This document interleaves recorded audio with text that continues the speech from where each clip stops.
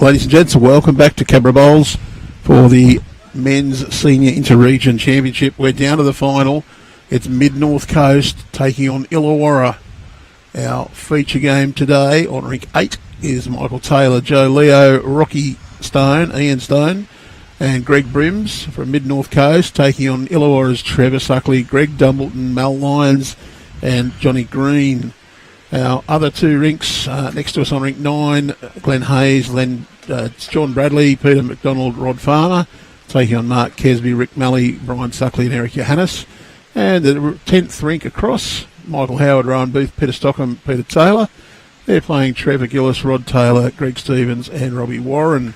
Got a special guest commentator joining us today, expert commentary from Jeff Myers. Jeff, a former Premier League player back in the day with the Tamworth Redbacks. He's currently at South Tamworth and the second best bowler in the family, Jeff. Some people say that, Andrew. I'm not quite sure whether I agree. I'm in good with Chris, so I'm going to keep it saying it. Jeff, of course, has an idea which side the little ring goes. And a good opener from Trevor Suckley.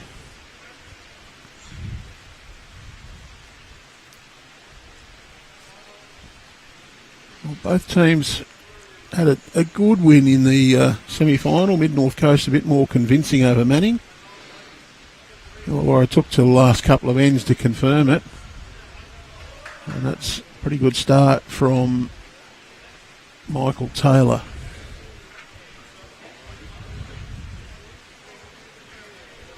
And I've seen this bloke bowl a few times, Trevor Suckley. It's another Siddos member I've got to commentate on. So I've got to behave myself or I'll be in trouble with the boys back at the club. We said the support for Mid-North Coast was flooding in, probably a poor choice of words, or a very apt one, depending on your point of view.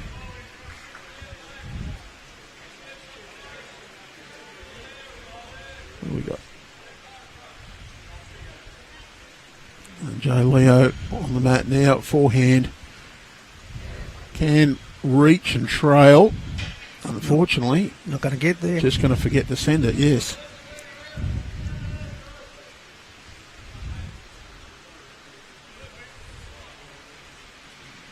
Greg Dumbleton. I don't recognise him in the Illawarra uniform. I've played against him a couple of times in different coloured shirts.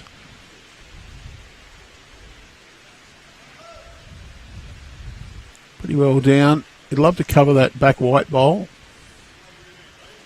Back to the tee's not too bad. No respot, of course.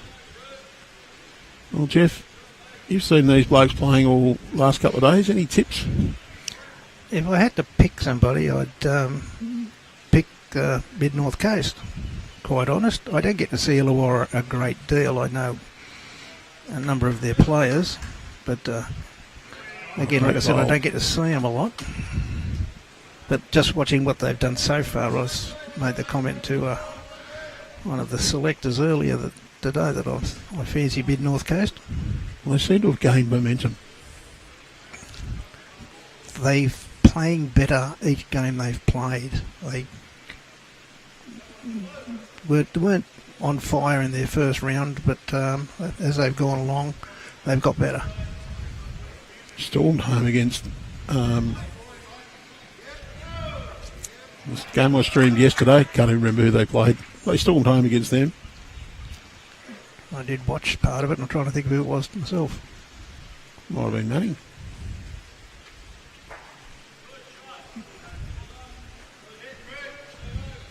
I haven't seen any Illawarra games, of course, because they played their sectional games at Cabramatta Diggers.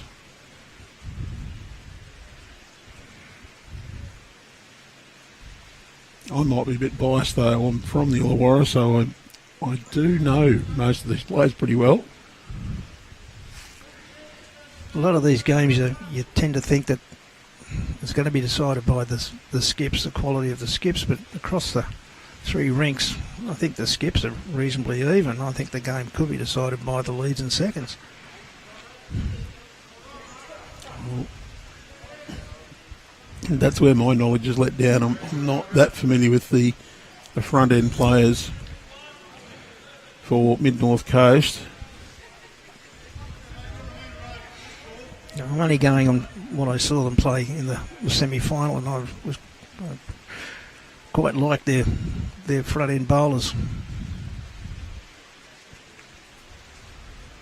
Rocky Stone is a former Illawarra player as well.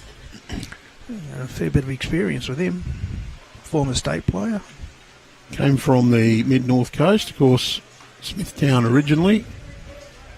Moved down to Illawarra, was the bowls coordinator at Warilla for many years. And when he decided it was time to retire, moved back to the heartland. We're catching worms. That's what he said he wanted to do, go dig some worms. I think he might like a bit of fishing with the worms.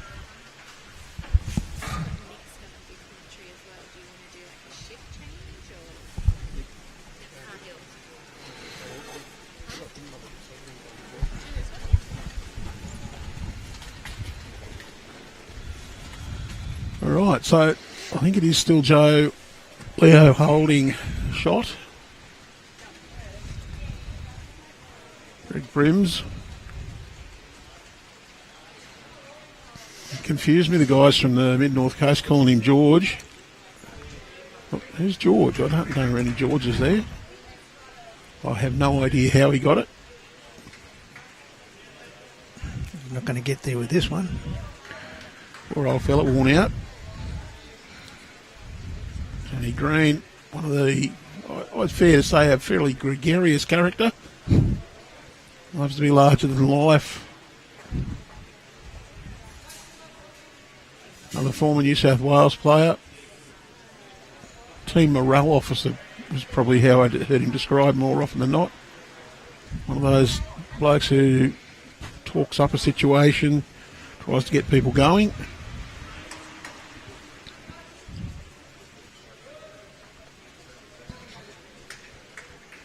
You need a few varied characters in your team just to balance things out, just like your life. No good if everybody's the same. Good ball here. Ooh, just run through. Yeah, matches Trevor Suckley's bowl at the back.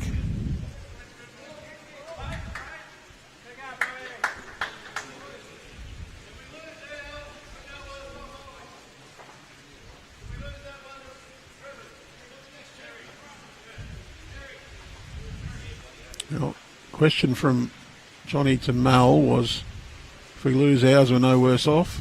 The answer was no, we've got the next three. I think he's going to try and reach through this head.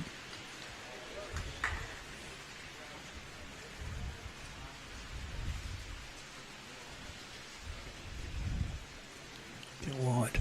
Yeah, I think he might have loved to have just punched that onto the shot bowl. We won 2 shots to mid-north coast. I don't remember which camera numbers where now. Forgotten already. Goldfish.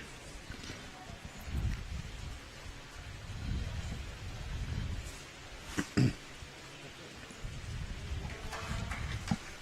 just keep an eye on the other scoreboards as we go. As they update, we'll update the scoreboards on our screens, which will update our master board, and it'll all hang on what is on the scoreboards on the rinks. And hopefully they don't move them down after they've moved them up, which has happened to me a few times this few days. I'm looking, hang on a minute, they were 8 a second ago, now they're back to 6.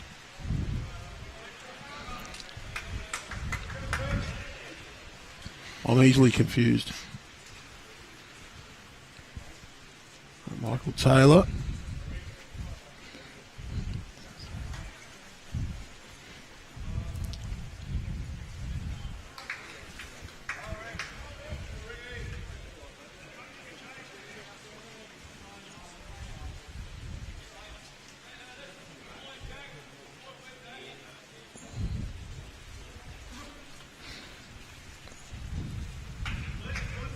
Decent start from Trevor Suckley.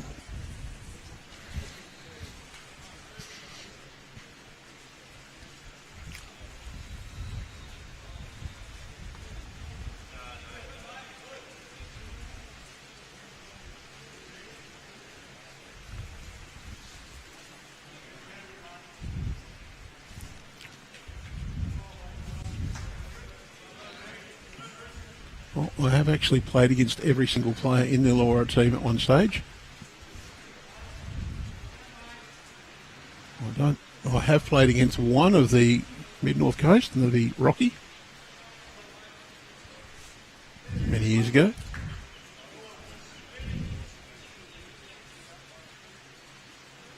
So I'm declaring a little bit of bias.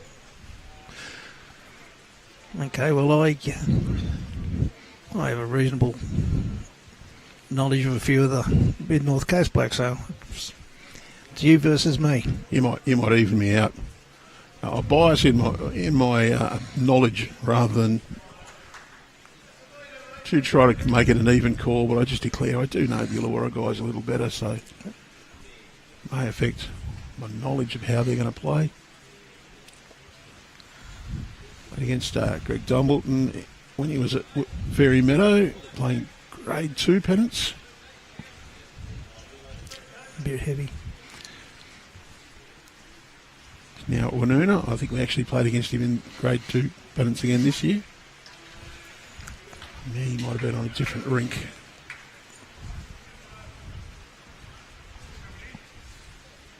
Maybe I dislike them all because they've beaten me so many times though. Jeff, that might be... Could be a reason.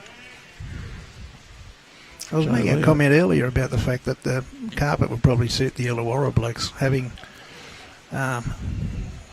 played a bit on artificial, but then somebody, actually, the person I was talking to from down there said, well, you might think that's the case, but they don't get to play because there's only Warilla down there.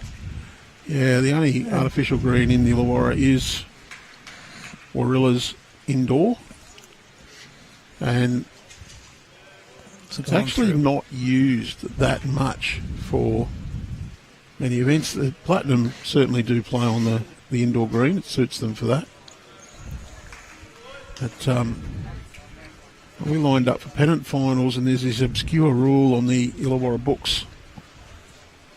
Well, there was that both sides had to agree to move their washed out game onto the carpet rather than play on the grass. Okay. I called members of my side big sooks because they wouldn't go inside. Oh, they might have an advantage. No.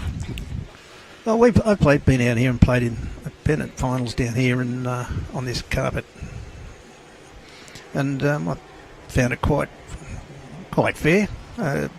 One hand might be a bit tighter than the other hand, but you get that on most grass greens, anything. You know. So no, I found it quite good to play on. I'm told it does vary from this end we're at. This end's better to play on. It's more even, and that the difference between the two hands gets greater the further away from the clubhouse you go, the closer to the stands at the other end.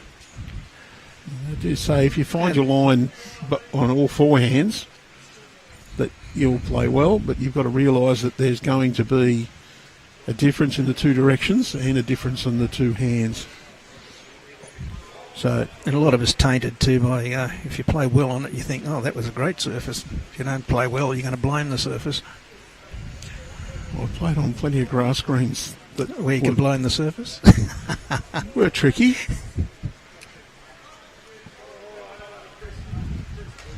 Oftentimes there's a wind blowing at an angle, so you do have four different hands there too.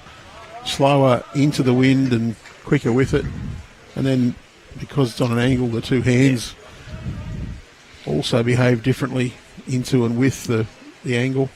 They do, but again, it's the same for everybody, isn't it? So you just... It's just how you wrap your head around it at the time. Yep.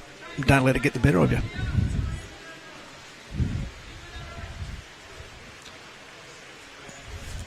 I play a bit of golf, and one of the sayings in golf is 80% of the golf is played in the 5 inches between your ears, and there's a bit of that in bowls as well, where you don't let things get the better of you.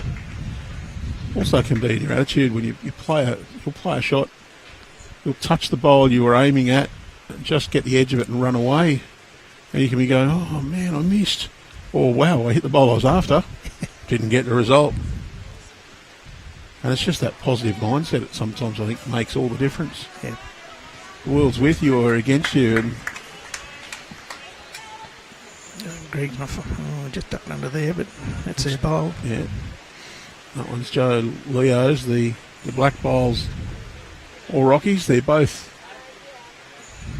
mid-north coast. So the two blacks and the white are mid-north coast. Trevor Suckley's got the tricolour red, white and I think they're actually black. I've got blue written down, but I think they're black. Greg Dumbleton's got red. Mel Lyons has got the light blue, and Honest John, he's got the tricolours as well.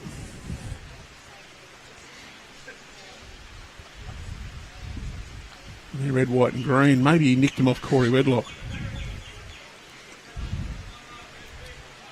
South Sydney Bowls, maybe? Yeah, that's right. Corey does. He has green on his.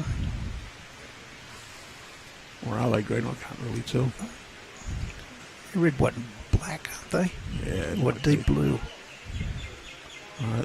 Greg Brims wants just a little more speed than his previous bowl. Not looking too bad. Good bowl. Very well played, Brimsy.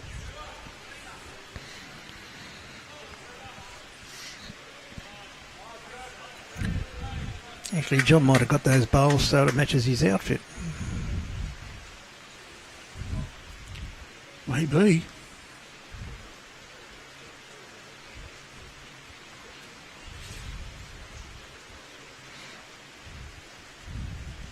Just gone through, and I just noticed that our scoreboards are around the opposite way to Bowlslink and my scoreboards, just to confuse me.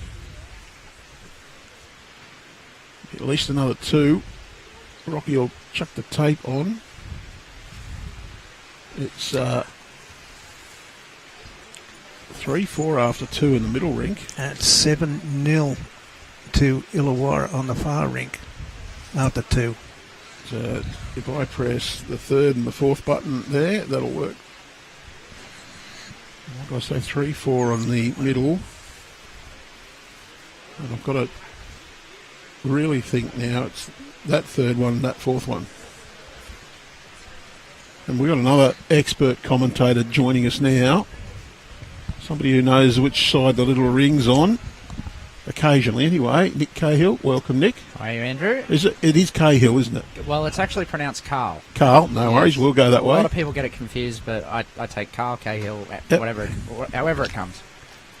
I have an idea that Cahill is the Americanisation of the surname. There you go. I'm not sure. My heritage is Irish, so Carl. So Carl. Yeah, I've got an idea like the Americans do. They like to change everything that's English. So. Well, I played with a bloke who was Carl, and then there's the Tim Cahill, who's the footballer. And I wish I was related to him. I'll swap bank balances with him, that's for certain. He wouldn't swap going to with make me. it. So, of course, for those who are wondering who Nick is, he's the superstar bowls organiser coordinator here at Cabramatta in the bowl staff. Current Jackaroos squad member. Yes, that's correct.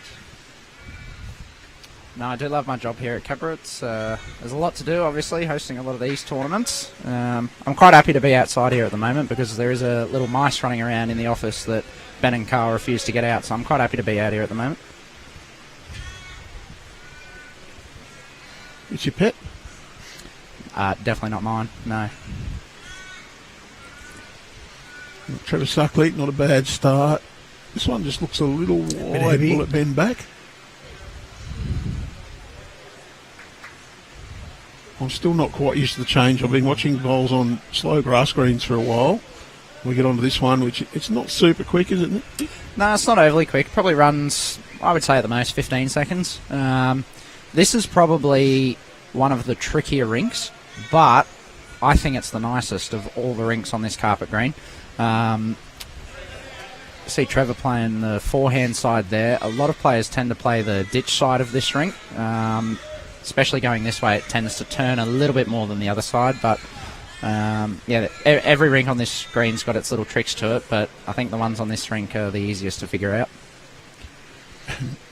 It's odd because people will say, the synthetic green, they're different, all the rinks are different. And I go, yeah, do you expect the grass green to be all the same? Yeah, it's got a little bit of wear here and there, and yeah, there's just a couple of little little tracks in it. Overall, it's pretty good, but yeah, just a couple of little tracks to work out.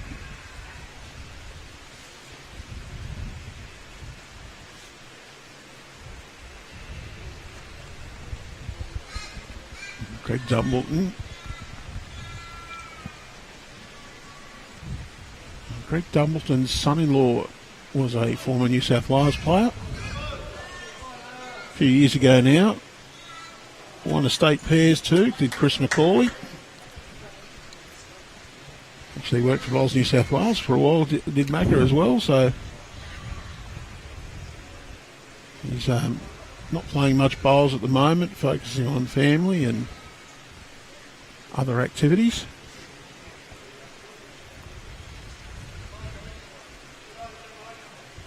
White bowl is shot. Oh, it's a pretty good shot. It's 2 now. Finished out the back in a good home there. There are still 3 bowls there that they can trail the jack to, but they probably are a couple down now.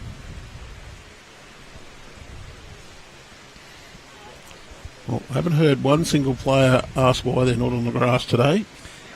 I think most of them be pretty thankful that they're not on the grass today because they'll be getting very wet. Just going to cut under. Nick, you were part of the conversation this morning with Benny Moorthorpe, where Lee and I arrived around 7 a.m.-ish. It wasn't raining then. We said, well, what's it looking like? What's the forecast? Yeah, it didn't look pretty good for the rest of the day. And just on that too, to everyone that is affected with the floodwaters that are going on in northern New South Wales at the moment, and please keep yourselves safe. I know there's a few teams that are going to struggle to have a full team here on the weekend for the open inter-region, so stay safe, everybody. Yep. And what do the SCS say about floodwaters? If it's flooded, forget it. Don't drive or ride or walk into floodwaters because you don't know what's underneath it.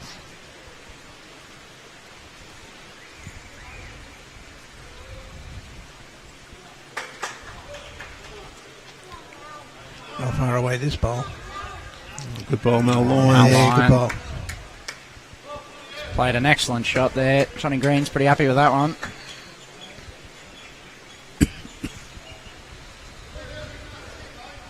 Well, Nick, have you played against or with many of these players? I have played an Australian Open pairs with Johnny Green. I've played with Johnny a couple of times, actually, one of my good friends. We made the semi-final of an Australian Open pairs together. I've played against him and Mal a fair bit, as well as Eric Johannes. Had a few really good tussles over the last few years against those guys. We played Eric in an inter-club competition where you had to win the most rinks out of the 4 that were playing. It was played between the club champions of clubs, usually, and making a side. We had to get an 8 off on the last end because it was going to be 2 rinks each. And he said, well, come on, you're not going to get an 8 off me. So we're going to try. Put my 2 lead bowls down, and we swapped over. Eric drove, took one of my bowls off the green and said, you're not going to get 8 now. The respot play. He's deadly with his drive. Yep, very, very good. I actually played one of the best games of my life against Eric. Somebody said, oh, you must have won that by a lot. And I went, no, we gave up with 3 or 4 ends to go. And they said, well, how does that work? You played the best of your life. And I said, Eric played better. Champion of champion pairs. Eric he drove us off the green, got a bit of luck. But in between that, played some bombs. And that's what can happen sometimes in this game, isn't it? Doesn't matter how well you play. It depends on your opponent. Yeah, your opponent can play very well and absolutely belt you. Yep. You can only control what you can control. That's why we go out to enjoy ourselves. Mind you, it's a lot easier to enjoy yourself if you're winning. Greg Brims. Might be a couple down here with Mel Lyons bowls. He is 2 down, but he's not now, is he? No, not there.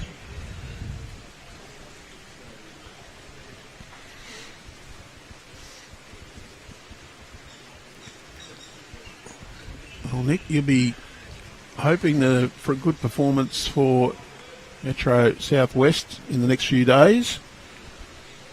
And a return to the Keno New South Wales Blues side for the Test series and nationals coming up.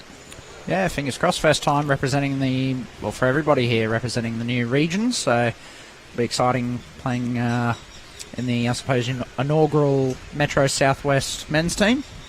We're playing here, which will be nice. Bit of local knowledge here at Cabra. But yeah, hopefully New South Wales selection. That's a good ball from here. that as well. Cut one out. Oh, he's fallen in for shot. That's a really good shot from Greg Brims. Johnny Green, I think he can play much the same shot as Brimsy just played. Just reaching up on that forehand. It's a trailer jack, it's good, but I think that jack's not really available. Be nice if Mal jumped off the centre line for us. If he can get that jack, he can score a fair few. He's playing hard weight, looking to just miss the front, get bowler jack.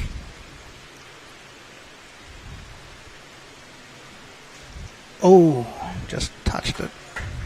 It's a great effort. It's very hard weight to play on this rink. You find you're better off to play firm or draw? Yeah, look, you can play those in-between shots, but it tends to be a lot easier when you've got a bowl to rip out just to go direct at it. It can be very, very tricky to tell yourself that sometimes it might look easy to try and trail a jack or sort of play that swinging weight, but in reality the chance of it happening on some carpet greens is probably not going to happen. So percentage wise, sometimes you're better off just going straight at it or just trying to dead draw the shot. Well, I've mucked up the scoreboard already, so those little 3-foot movements of the jack usually happen by accident rather than especially on this too. The jack, I don't know how many jacks have been lost by the leads today. I don't know if there's been many T2Ts on the live stream, but the jacks on this, I've never seen any other green like it. The jacks absolutely fly on this green.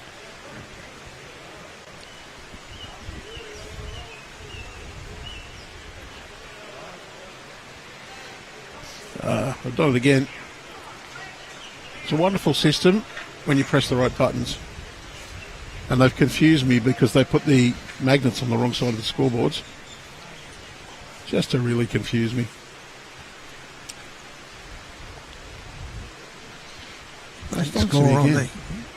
Score on that third rink now is 10-0 to Illawarra after 3 ends. Robbie Byron's off to a flyer there. There was a 2 scored to Rod Farmer's team in the middle rink from Mid-North Coast, so that's currently Mid-North Coast leading 5-4 there.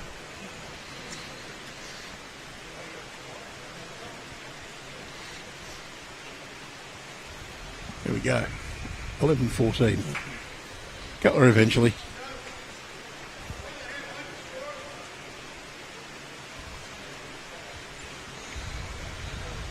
See there with the leads, 4 bowls, all 4 bowls pretty much perfect weight. Just no one able to find their line. It is as I said, it's a tricky side to play, but going the other way, the ditch side tends to be the better hand. Now, traditional wisdom is you get on one side of the green and stay there as a lead. Traditional.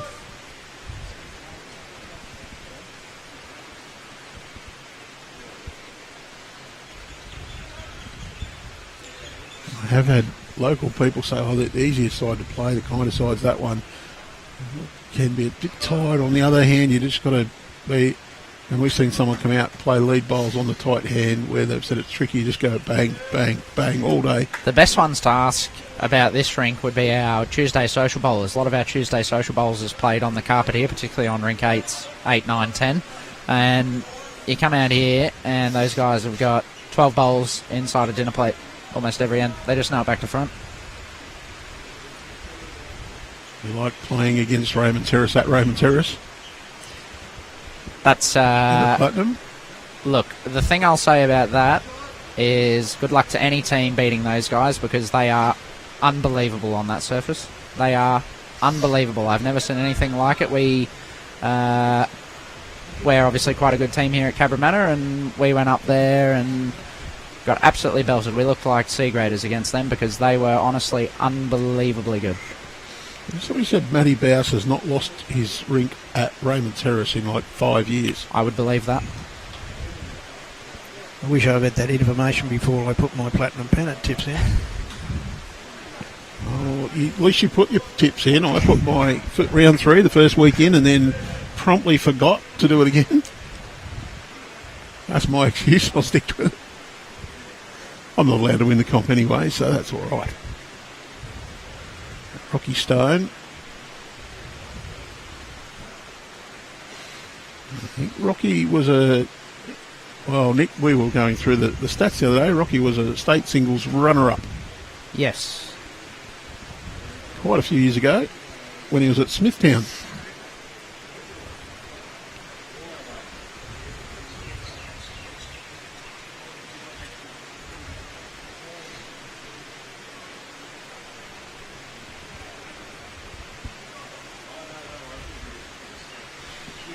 Mal Lyon with his first bowl at the end, just walking back to the mat. It looks like they are holding one with the front red bowl. That one to be Greg Dumbleton's. I really like it when the players have got different coloured bowls, or if there are a couple of sets of very similar, they're in the same team. I do remember when the coloured bowls first come out and somebody said it's great, we'll be able to tell whose bowls are who. Yeah, no. Oh, it's a great shot from Mal Lyon. Well done, Mal. At 8 inches in front of the jack.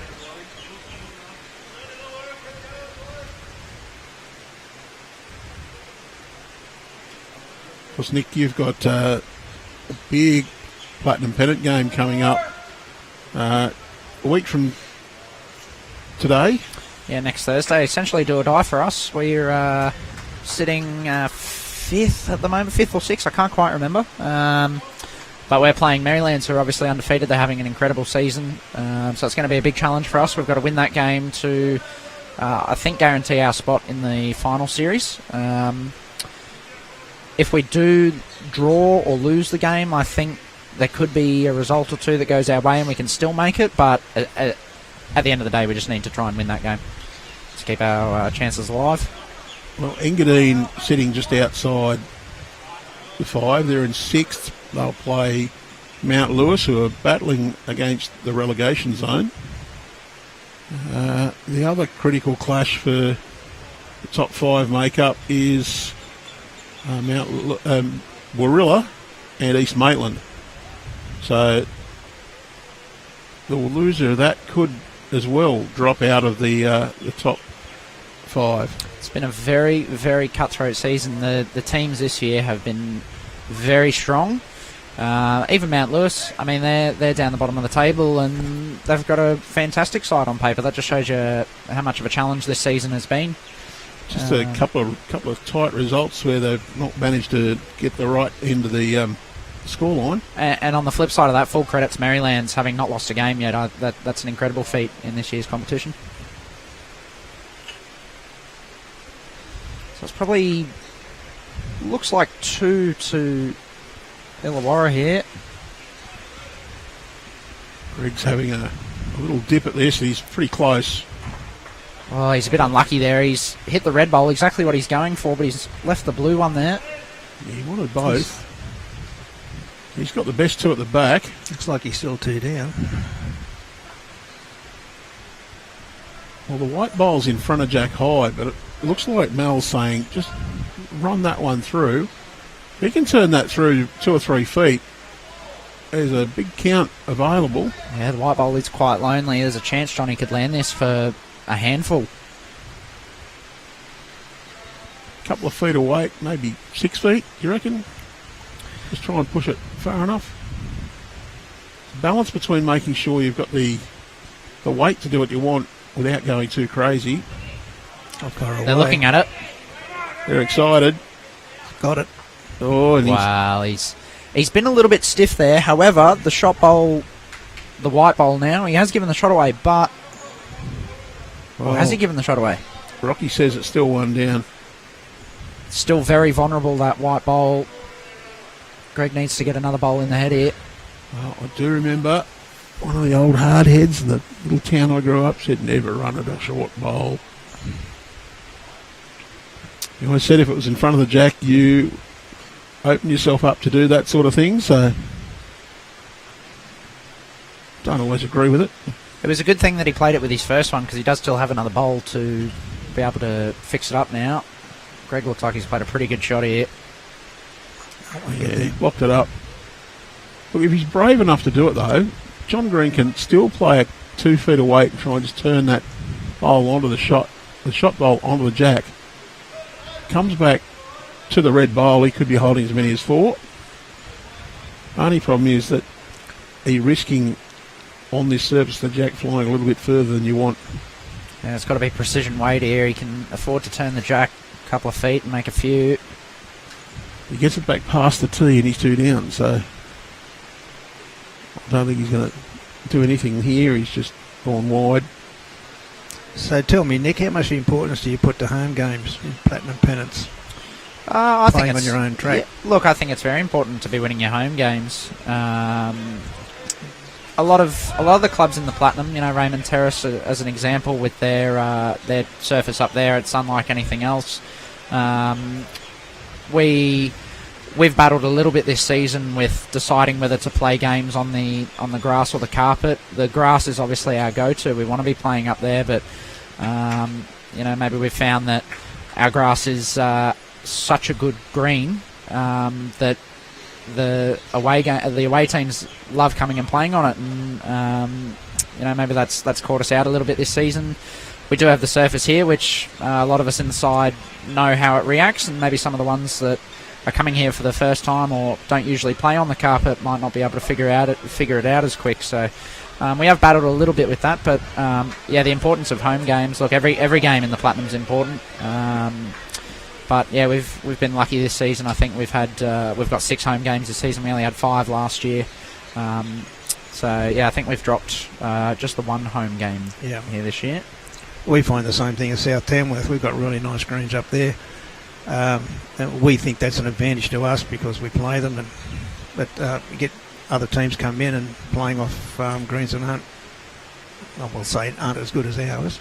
And they get into ours and they just love it, and suddenly you think what's an advantage isn't the advantage. Yeah, absolutely. That'd be the case for us too. I know a lot of people that come here rave about our grass greens and love playing on that top green in particular. So yeah, it is quite hard when we love to play on that, but so do the opposition. I'm not sure in bowls that home ground advantage is such a huge thing unless you're someone like Raymond Terrace or that surface. Well, that's why I asked, because you think the quality of bowlers would adjust to whatever green they're playing on, but what Nick said earlier about playing Raymond Terrace at Raymond Terrace, and I thought, well, obviously there is idiosyncrasies that do favour the home team. And Oh, the boys said that their synthetic was running around 19 seconds.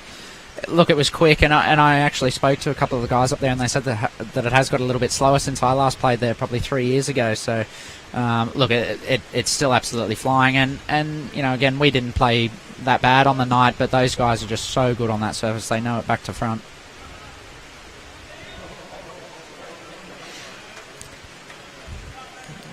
On the third rink now, the score's out to 13-0 to Illawarra.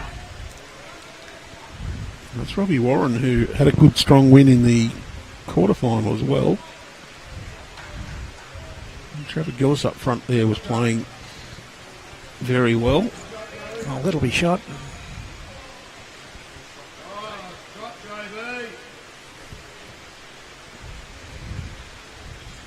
It's 13-0 after 4.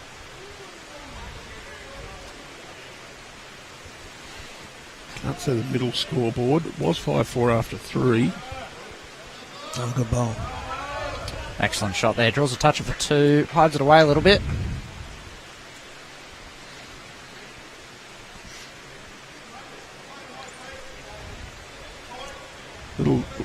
Just slightly over the draw weight here. Just going to reach.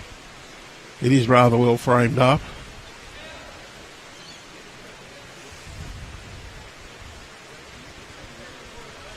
Sometimes don't really need too much of an invitation. It's going to be wide.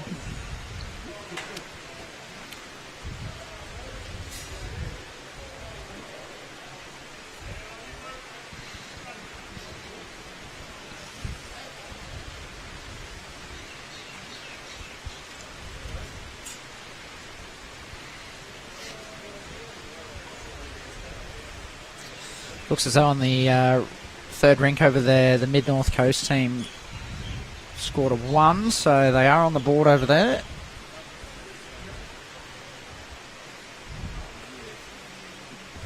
One of the challenges with fours events is seeing the scoreboards.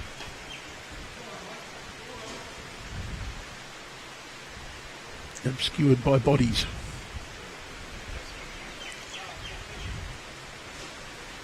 First time I've been part of this sort of commentary, looking at TV screens and everything, but I was thinking how good it would be, Andrew, if you could possibly get a camera up on one of those beams above the rink that you could rotate.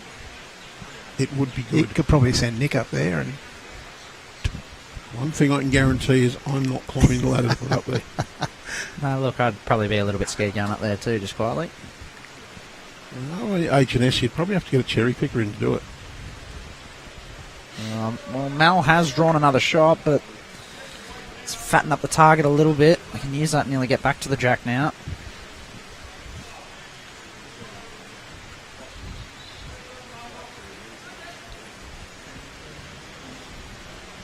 A little bit more direct from Rocky. It's going to be wide.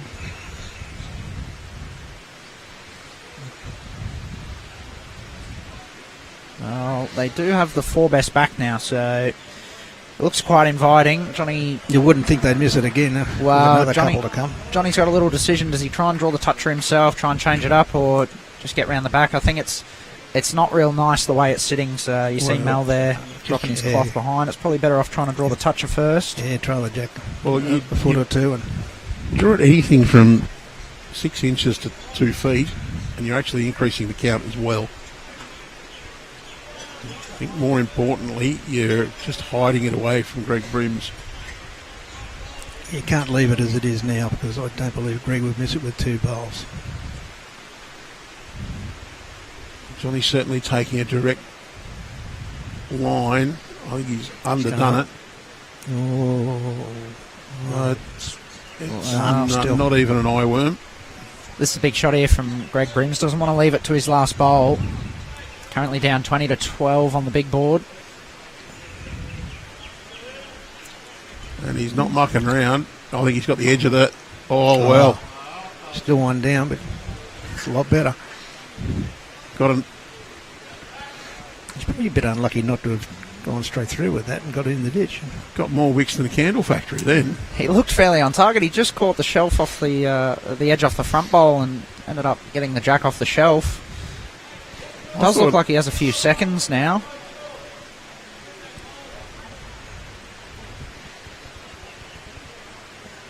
A couple of metres out those bowls. I think Johnny's just going to try and thread the needle there. Needs to get another bowl in here. There's a couple of gaps up the front where he can sort of swing or run straight at it and chip the shot bowl out. Greg Brims, so Johnny just needs to get another one in here.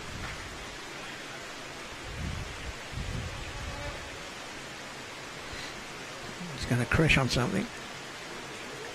Wow, that's... Well, he didn't really give it a chance there anyway. His weight wasn't there.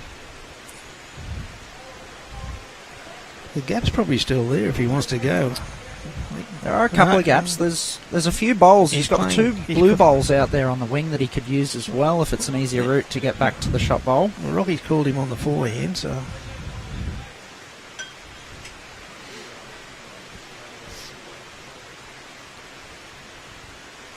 He's playing the hard weight. Doesn't want to turn one of these bowls up to count. Just caught the edge. Not far off.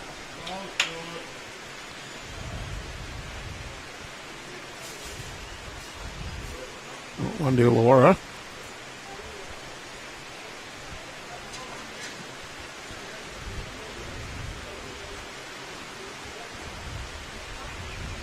That rain is steadily coming down. It's amazing that it makes such a noise on this roof. It is quite noisy under here, yeah. There's a 1 scored next door as well for Eric Johannes' rink, so he now leads 7-5.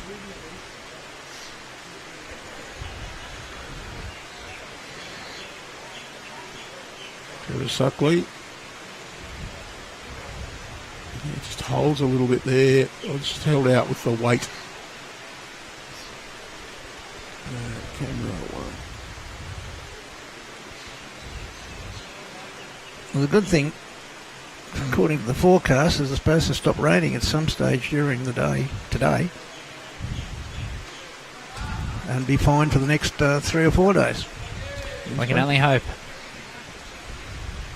Long range for next Thursday is okay as well, and Friday. We are very lucky here. That is the beauty of having this undercover green, that we are able to play in all conditions. We had a little, I'm not sure if you've touched on it with the commentary, but last night our bottom grass green doesn't have any lights on it.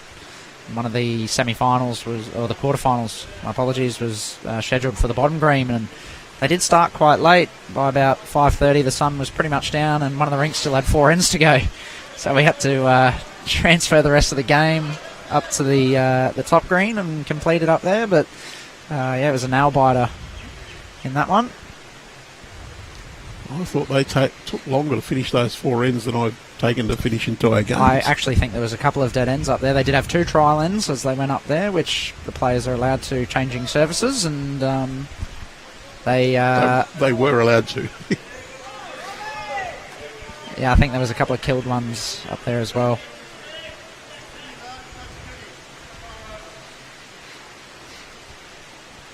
On to Trevor Suckley at the moment.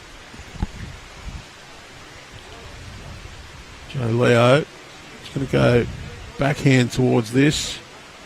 Can just noodle that jack around the corner. He's got a waiting second shot. Good ball here. Joe Leo's played some absolute crackers so far. Hope it doesn't fall over. Greg Dumbleton, he's going to follow him down. Yeah, his weather's not much. I brought my golf clubs down. I was going to be going to golf at Liverpool tomorrow. But he might be able to. Might be a little bit wet underfoot. Well, could be some extra water hazards. Should I say a little bit wet under tyres in the golf cart? But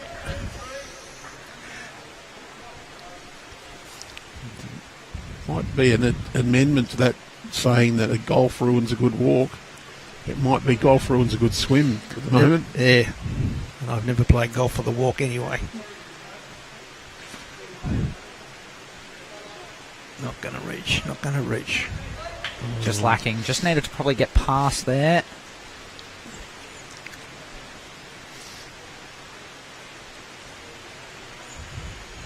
Happens to everybody, the amount of times that you draw one right on top of it and you're just trying to get past and end up losing weight. I wonder what if we did a study of the brain and saw why you drop it short. Good thesis topic for a med student, or a psychology student. Robbie Warren's rinks scored another one over there. They're out to 14-1 after 6 now. He'll have to get on to, I think, Matty Peterson. Isn't Matty Peterson a psychologist? Get on to him and ask him, Andrew. Oh dear, I don't know. The way he plays bowls, it might be a long answer. I just thought Matty Peterson and Ben Twist are both at the same club. They could take a week to play a singles game. We do have a slow-mo replay available on this new rig. Somebody said, have you turned the slow-mo on when we had Matt Peterson on? And I said, no, that's just waiting for him to deliver. It's not even the replay. Well, I'm playing in the Australian Open. My fours draw, I've got Benny Twist and his team of Jack McShane and Joey Clark. So I'm not quite sure. I think we play that on a Thursday. So he'll be finished by Friday. Finished for Friday, yep. They do have a time limit in the Australian Open, though, don't they? Yeah, they do. I think it's 2.5, 2 3/4 hours. Matt, and he might get 3 or 4 bowls in that time. Okay, I'm going to stop stirring because I'm going to get myself in trouble. I was just going to say, I know Ben, but I don't know him all that well. So I don't want to put too much rubbish on him. Oh, Lyons has almost got through there. Got a little feather, but not moved it enough. If he had cleared the front, he probably would have landed the shot bowl clean. He's given himself a pretty good home, though. Don't mind the shot from Greg Brims. He's getting Rocky to come in on that forehand side. He wants him just to land on Trevor Suckley's bowl.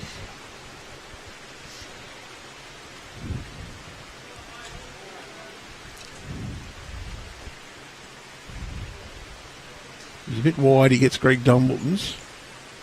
He's around the back. Yeah, if he's really wide, he covers the back bowl. It's Illawarra's as well.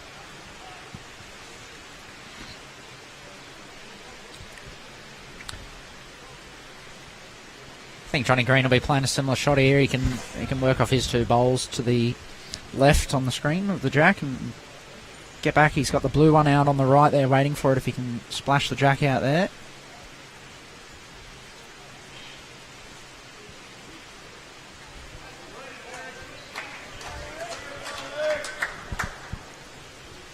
I might just have to get the message out to the boys. Centre line.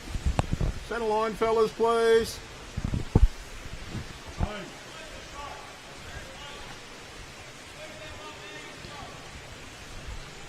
That's one advantage of being greenside.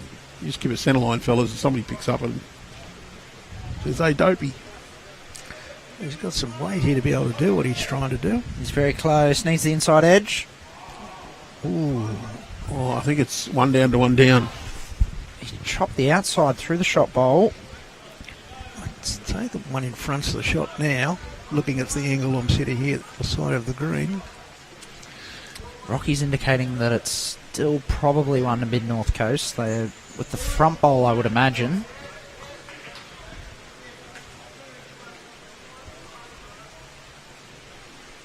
Choice of hand here, just needs to try and draw the shot, get right on top of it.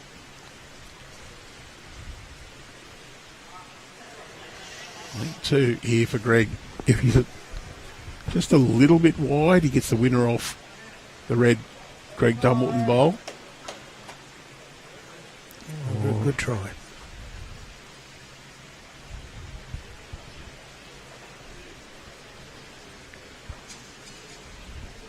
Is there a chance for John Green to deliberately try and play onto the short shot bowl, just roll it back towards the back right, sit and stay? I think he's put his fingers on the two bowls that are close for shot there, and he's looked at Rocky and maybe said, "Are you sure you've got one, mate?" It looks pretty close from where I'm standing. You know, my answer that someone asked me that is, well, you tell me.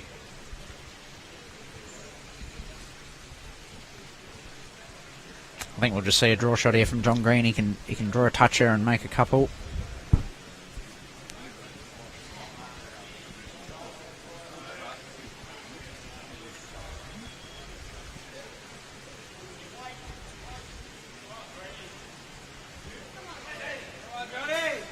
Just needs to hurry the last bit, and he's played a bomb. He got there.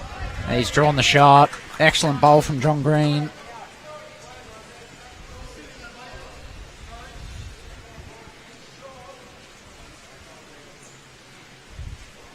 Greg could play the forehand and sit that, and Well, Rocky's he gets asked a bit him. lucky. Rocky's asked him to change hands here, which I don't mind. But Greg's also said I can land the last bowl, can't I? Which both shots look fine. He has just had a go down the forehand. He's had a look at it, so may as well try and land this bowl out and make two if he does have second. Rocky's answer was, well, he's short.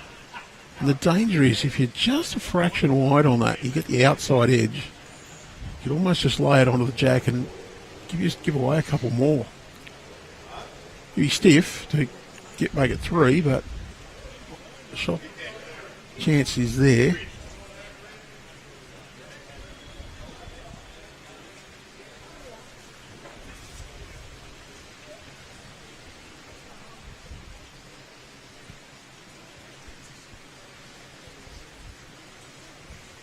He's going to stick to the forehand. He's going to try and land the shot bowl here.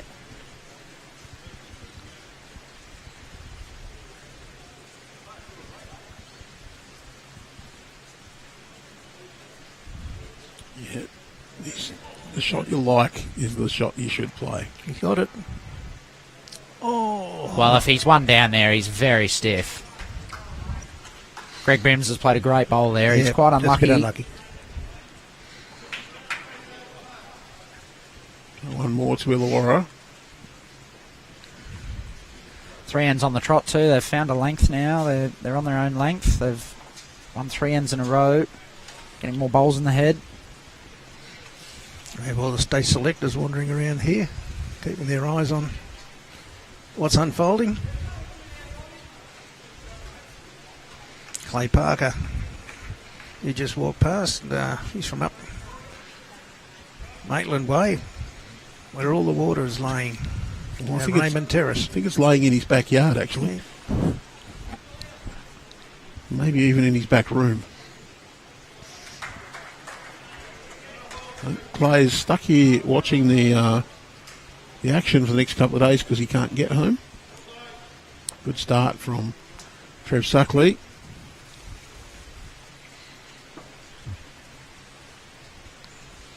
Eric's picked up another 1 by the looks of that scoreboard.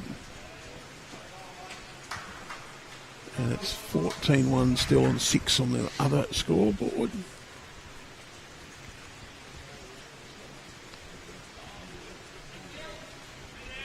Well, 2 over there for mid-north coast, so score now for 14-3. Really good set from Trevor Suckley there.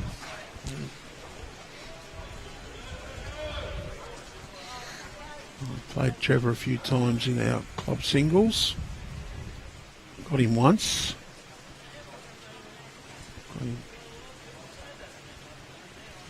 And the next time I played him, he got his revenge well and truly.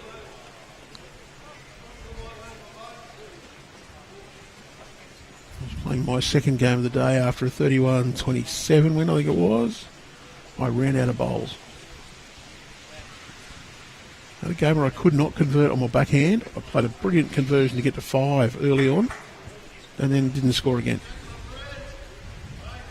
Oh, excellent shot there from... Greg Dumbo's trailed that brilliantly. Really good shot there from Greg Dumbleton.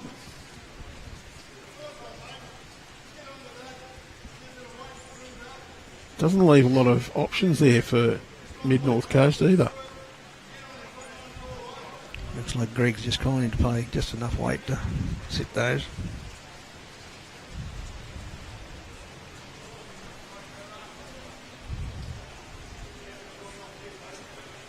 And he's not far away.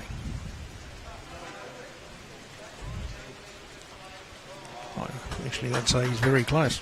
That's a really good shot. He's not only given him a bowl in the head now, but he's opened it up a little bit. The shot bowl can be sat now.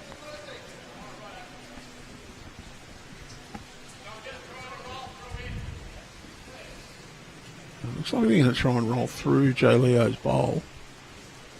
Something like that at all, you take away the shot.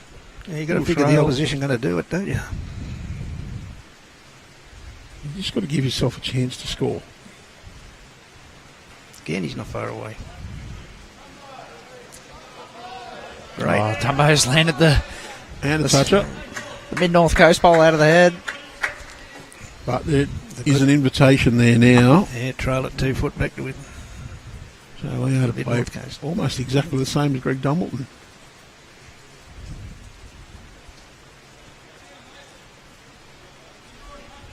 Are you going to get back from there? Oh, he pushed that too wide. You can see. Oh, he's got, well, not quite got back, but ended up in a decent spot. Little fortune, but... Well, it gives them the opportunity now. They can still play that same shot and trail it back to their own bowl, but they're not. Their other one's not going out of the head either. Now, I think Mel Lyons might come down on the backhand. A couple of chances here with, not running, but you just want a nice positive draw, maybe 1 or 2 feet. Turn Trevor Suckley's bowl up is not a bad result. Come underneath, sit on Joe Leo's or get position behind. You also might match the one at the back.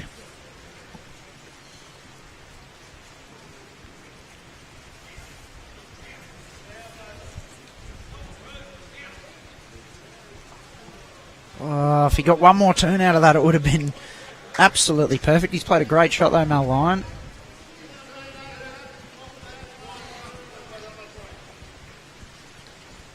Mid-North Coast do have a bowl waiting for that jack. Out at 4 o'clock there.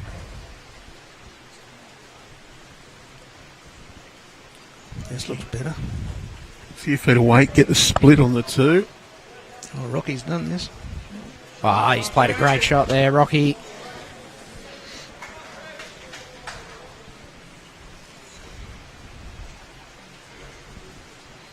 Illawarra's got plenty in the head here, so no problem with arriving up to this, trying to trail that jack first or land the shot bowl.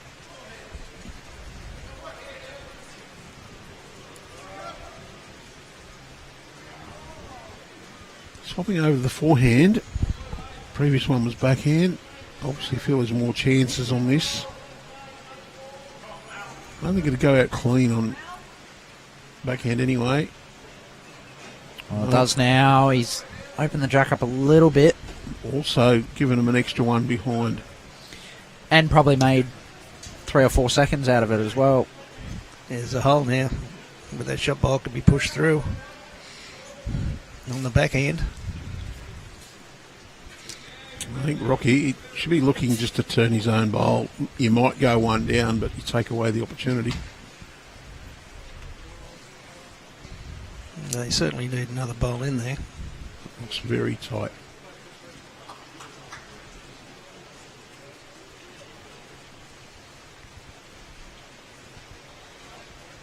Johnny Green will be licking his lips at this one. He's got only one opposition bowl in the head, really. He can land it out and make a few. I think it'll be a similar sort of shot to what Mal Lyon played. He can get the jack right through for one. And land this shot bowl out, he makes a lot. You going to play forehand or backhand, Nick? I think it's a forehand shot. There's a few angles on the forehand. The backhand probably takes away the chance of getting the jack as well. Can't really get to the jack unless he plays a lot of weight on the backhand, so...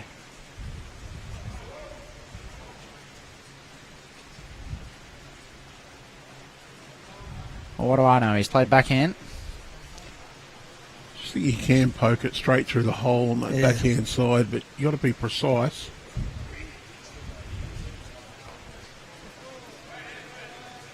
Oh, he's still back there, still there for them if they want it. He stood the bowl up onto the jack, but still one down, still left it. Greg going down the forehand here, just trying to get to this first if he can.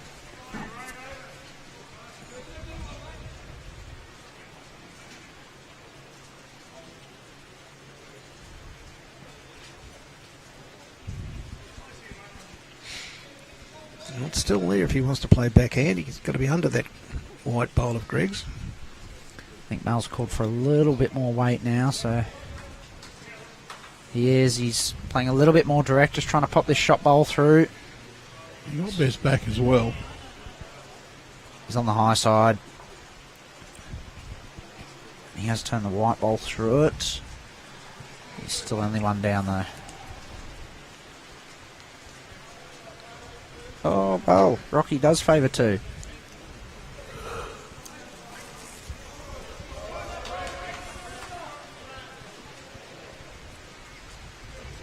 Yeah, forehand draw to the blue Mal Lyons bowl. It's just about jack high.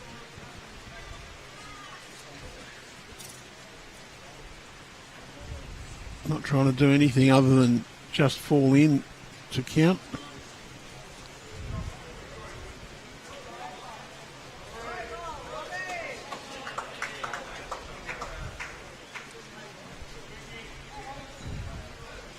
Robbie Warren's played an excellent shot on the far rink over there. Not sure exactly how many it was. 2 it was. Drawing a front toucher.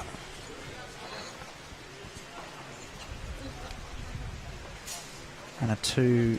It was a 2 on this from rink. Mid-North Coast. So the gap doesn't change. Still 13 the difference at the moment. Andrew, I'm sure you've probably watched a lot of pennant games over the years and sides games like these ones. My theory has always been that in a 63 end match, first team to 55 shots will always win the match. That's always been my theory. First to 55. First to 55. It's never failed me yet. I'm sure it probably will one day. That sounds like a hellish singles game to me. Is that sort of along the same lines of Warren Shipley's the first team to get to 20 is going to win the game? And well, I have seen that one proven a fair few times. I've seen people lead 20-8 in singles games and lose 21-20.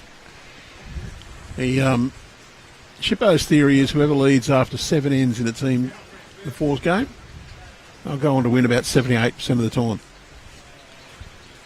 So he took the cards from all the fours games and did that stat. I could guarantee that Warren would have that stat to about 15 decimal places too. I did ask him what percentage of those who led by, say, 4 or less went on to win, and that one he couldn't answer me.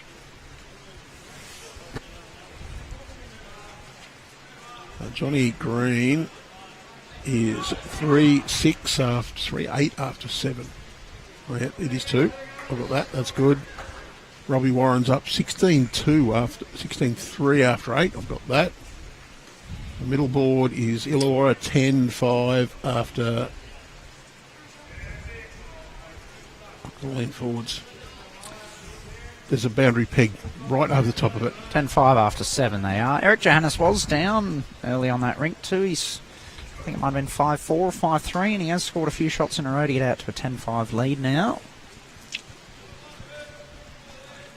We need to get the message out to acting skip Michael Taylor.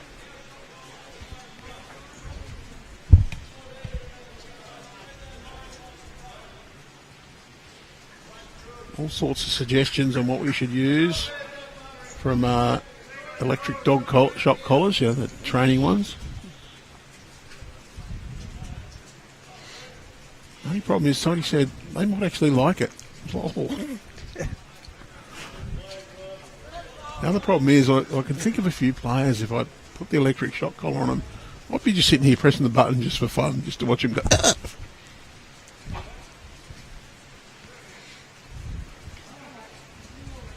I know in the seniors out there's a few blokes you probably wouldn't want to do that to. A few ex-police officers I thought you might around the various regions, and particularly blokes like Neil Dell. I don't think you'd like to do anything nasty to Neil. I thought you might have meant there might be a few fellas with pacemakers and it might just short them out.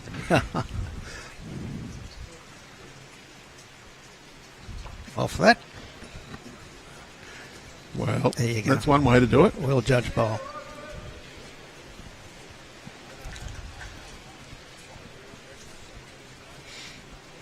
Trevor Suckley again putting 2 really good lead bowls in the head there. They are 1 down now, that last one, but Greg's just trying to land this blue bowl out. He's on the high side, finishing a really good spot though.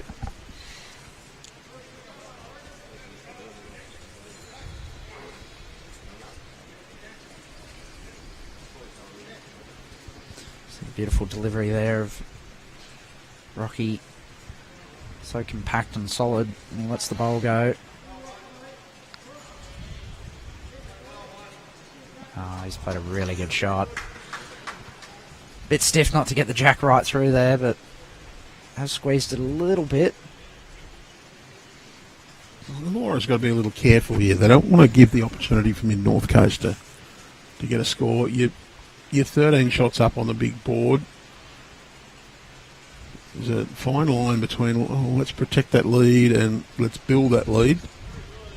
They've only played 22 ends on the big board as well, so they're coming into the second third of this game. It's an important third because you want to get out to that really strong lead after starting so well. If you can sort of burst this lead out to 20, 25 shots over the next 19 ends or so, it's going to go a long way to winning that master board. It's going to be hard to come back for Mid North Coast.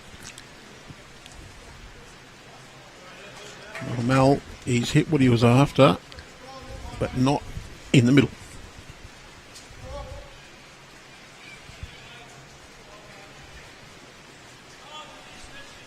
Mid North Coast too, they haven't started too bad. They only are only 13 behind.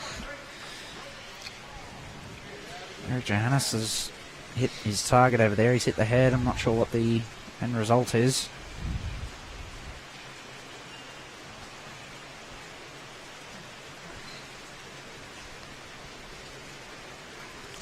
That's probably taken the shot away from Illawarra that they played with their previous bowl.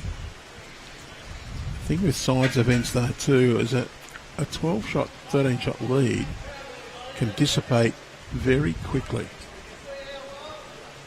Seen plenty of times where you look at a big board and you think, oh, we're comfortably in front. The next thing you look up and you're only 1 or 2 difference.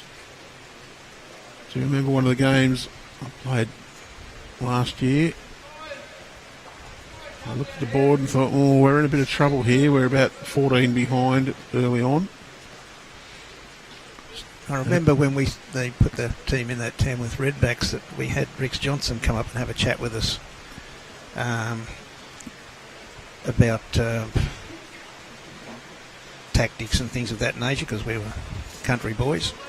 And I still remember 2 of the things that he told us, and that was, 1, try and string 3 ends together each rink if they could win an end, particularly if you picked up a 2 and a 2 and a 2, and suddenly there's 6 shots and turn around on the board in the case like this, and suddenly from being double figures behind you're single figures behind.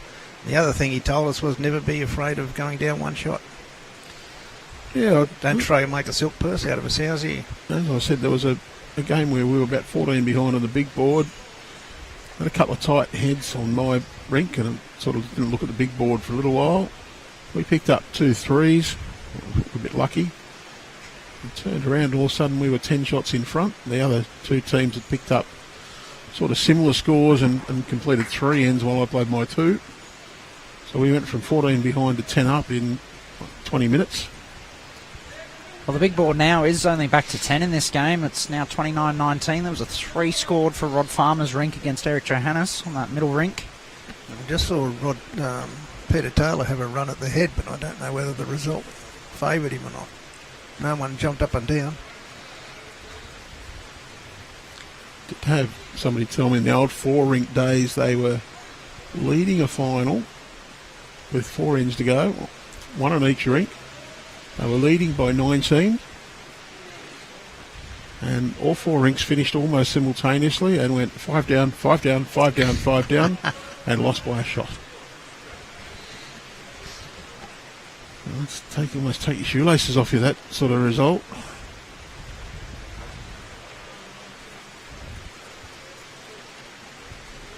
Well, you've still got to play the game. You start trying to defend things. It's same with football. You start trying to defend something. You can't just stop attacking. You still got to play the game. 1 more to Robbie Warren.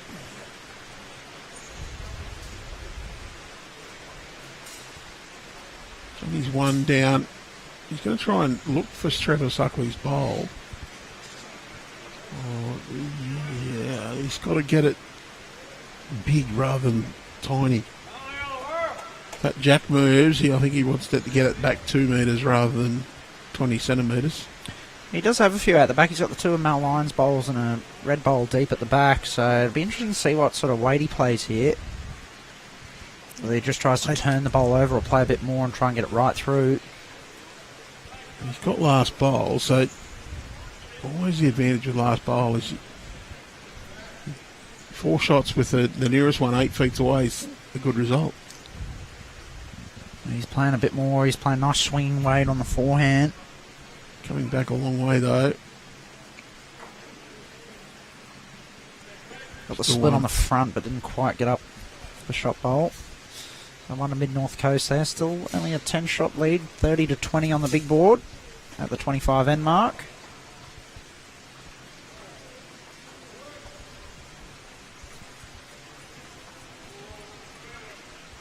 Well, boys, it's been a pleasure joining you this afternoon. I'd better go back inside and do some work. Ben's probably already taken me off the clock. But I'm sure this is going to be an exciting finish to the men's senior interzone, or into region, my apologies. You grab a stack of scorecards, you look like you're working, don't you? What was that, sorry? Grab a stack of scorecards, you look like you're working. When I worked in the steelworks, they said if you carry a clipboard around or a sample, you look like you're working. It's official. Well, I was inside earlier talking to Jay Porter, and he was having some big pasta dish for lunch, and That was probably still while he was working. Well, quality control, they'd have to check to make sure everything's okay. Nowadays, you walk around like you're on your phone, looks like you're working. I've got my phone out here, so I suppose it looks like I'm working. Jay's another old redback boy. Jay Yes. play with us. Originally from Armidale City. That's right. I'll leave you to it, and I'll try and get Carl Healy out here and do some commentary with you at some stage. Well, that'd be very analytical, wouldn't it? It would. Carl, one of the most analytical players I've ever seen. Has got a sense of humour, though. I don't know him at all, really, and I know who he is, and obviously I know him when I pass him, but I actually don't know him. But I have been told by Christopher Herden that he's a very nice person. Oh, I'm not sure I believe anything Herdo says, though, would you? Herdo wouldn't lie with me, actually. We get on really well. No, the old bearded bushy, he's a good bloke. I can get a good joke out of Christopher.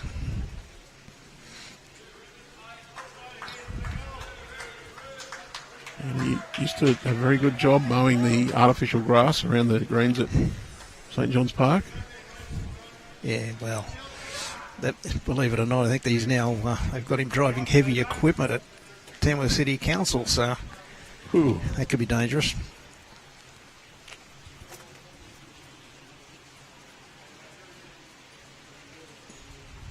Well, it's a good start by Trevor Suckley, 1-on-1 behind. We're playing, as long as we're going to be playing any time, I think that match right back on the tee. Might not be as completely on the tee, but it's not far off it. Could stir up some people and say, if we had the continuous line marked, easy to see. That's a big stir because well bowls have said that the marking of the continuous line at the 2 metre mark is not legal. Right. I'm going to get myself in trouble and say I really don't care. Well, of course, from what I've seen in the UK, they have no lines at all. No lines. No. So there is supposed to be a centre line with a mark at the tee. Is all that's marked. Well, there's a couple of blokes at my club that if you don't have lines out there, they whinge and complain because they don't know where they're going to aim their bowl. Oh, quite frankly, I don't think anyone gets an unfair advantage out of it, so why worry? If there is someone from the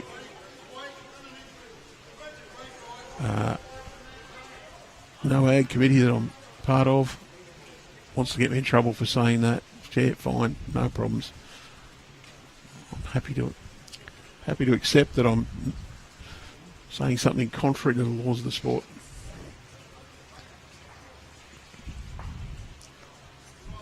Although I can't find it. It's silent on it, so it's not, yeah.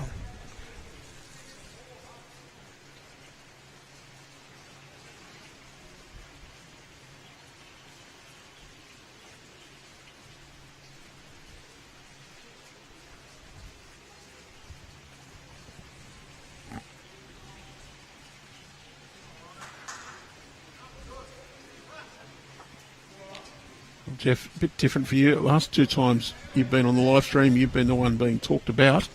Because you were on the live stream just a couple of days ago. Yes, yeah, that's right. And also up at Ballina in the mixed pairs. Yes. Said nice things about you guys then. Yeah, that's right. Good bowl from those Mel comments. Lyons. I did have a look at it after we went home and remember the comment that we didn't have any domestics on the green, Christine and I. And there have been a couple of occasions where we have had domestics on the green, but she's calmed down now. And then the fight started.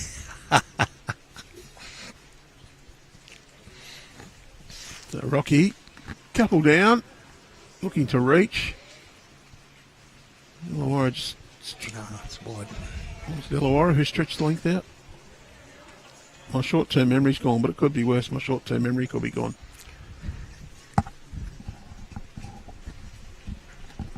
Once you've done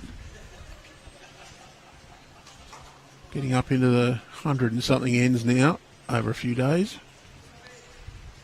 you start to forget what happened last end. The Lyons, well, that's a pretty good home. Just out of the count. But the other thing too, people don't appreciate just by watching this. And I know you do change commentators a bit from you and Jason and so on. But it's very hard to sit there, particularly if you're by yourself, and commentate game after game after game and find, what'd you say, something interesting or different to talk about.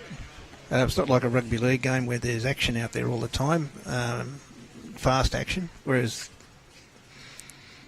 you know, there's time in between bowls and you can say nothing, but you probably always feel like you should say something. Yeah, silence is golden sometimes. Brims here. Brims forehand just wants to arrive. Look, I think we're probably blessed in New South Wales. Our streaming equipment is probably as good as anybody's out there. You have 4 cameras hooked up with a couple of nice little doodads to press the buttons on. And it's not cheap either. Really? Apparently our club did have a bit of a look at what the cost is to have these things, but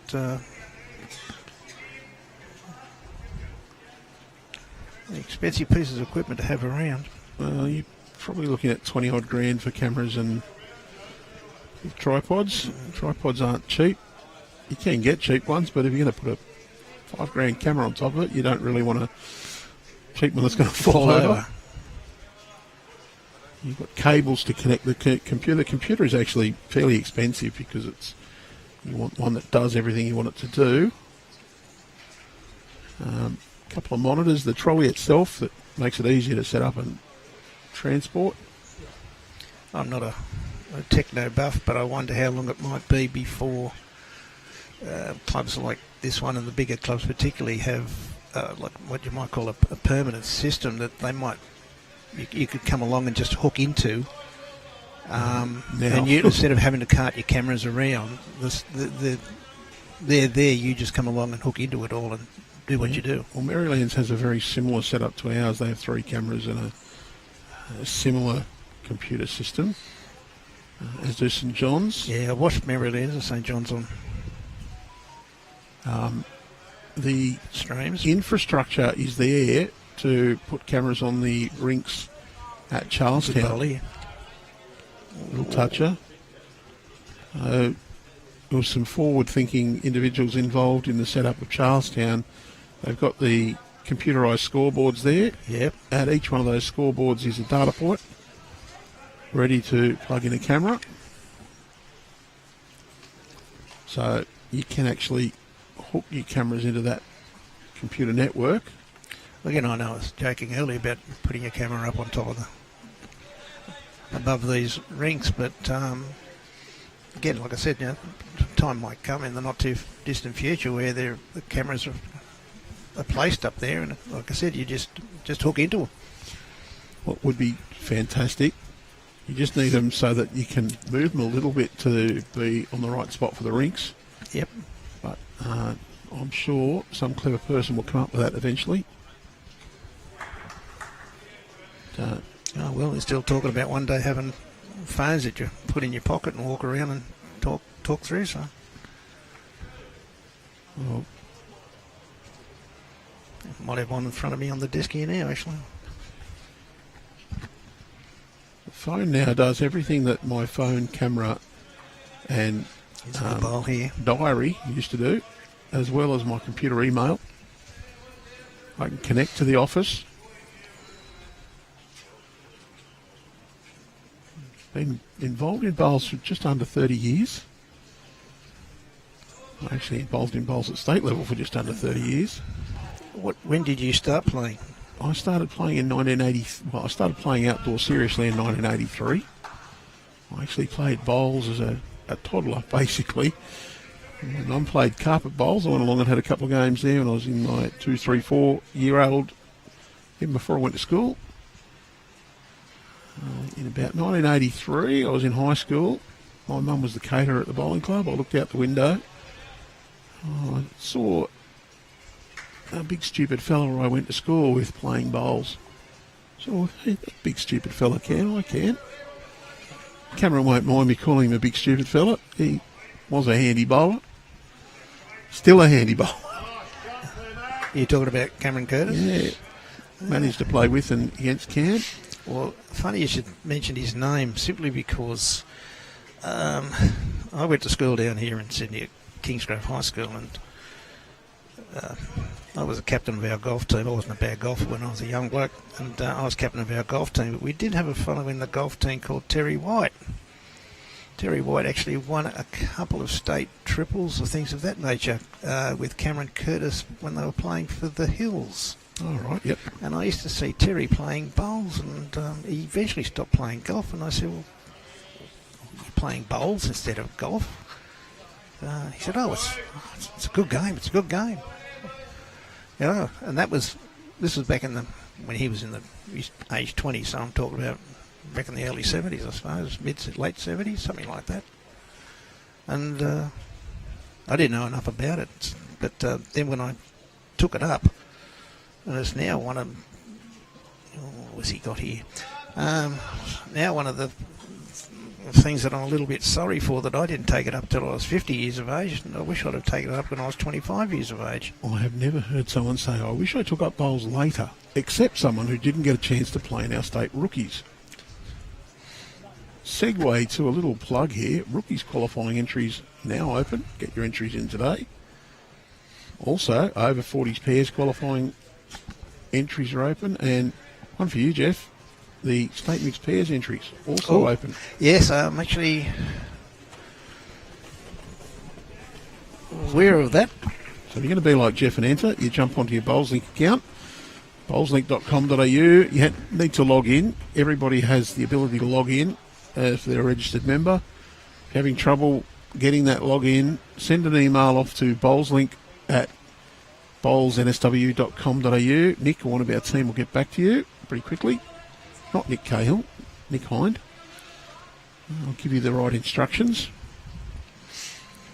I have to ask my partner if we're still happy to play together. You might be sacked. See what it's going to cost me. You click on competitions, then available, and on BowlsLink, filters are your friend. Little blue box, click on that. It'll give you a lot of options, like when do you want to play, where. But if you, for us, choose organising body, I think it is. Type in Bowls NSW, select us, and it'll give you all those events. Well, Illawarra holding one. Peter Taylor's just drawn one over there, but they are down 21-3. 21-6 now on 10 ends on the far ring. No, Robbie's just turned out 21-6 on 11 ends. They do catch you out like that occasionally. So Robbie Warren's got another 4 and 3. Now Lyons has drawn another shot. 9-4's the correct score here, and then the middle ring is 10-9 after. Well, no, they just about to update that. Well, it was 9, so I can add that one in. Well, little chunk on that from Rocky. Might have made it a couple the other way. And now Lyons switch over to his backhand. It's Illawarra 10, Mid-North Coast 11 after 11 on the middle rink. If he gets onto this, he's going to miss the jack. 2 Rod Farmer. Oh, bum. The -1 button works. Good. Technology is wonderful when you can press the right buttons.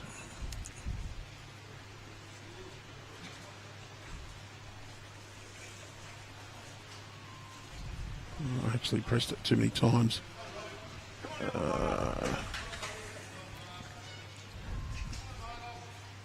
It's going to run too far, I think. It's probably count. Maybe. Give me a look here.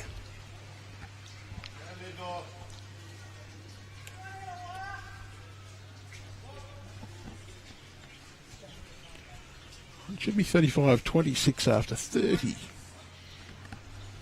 The big board. 35, I can't see the bottom.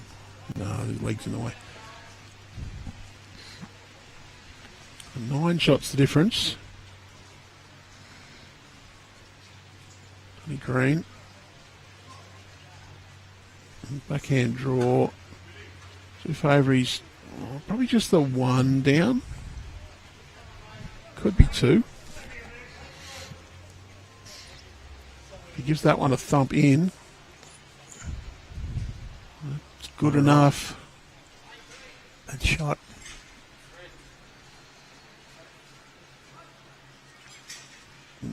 Sometimes you don't have to play the pretty shot, you have to play the effective shot. Yep, one down, Rocky. Say.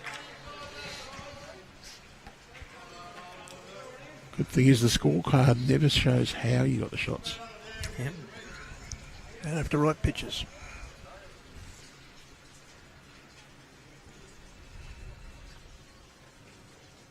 I'm happy to play an ugly but effective bowl.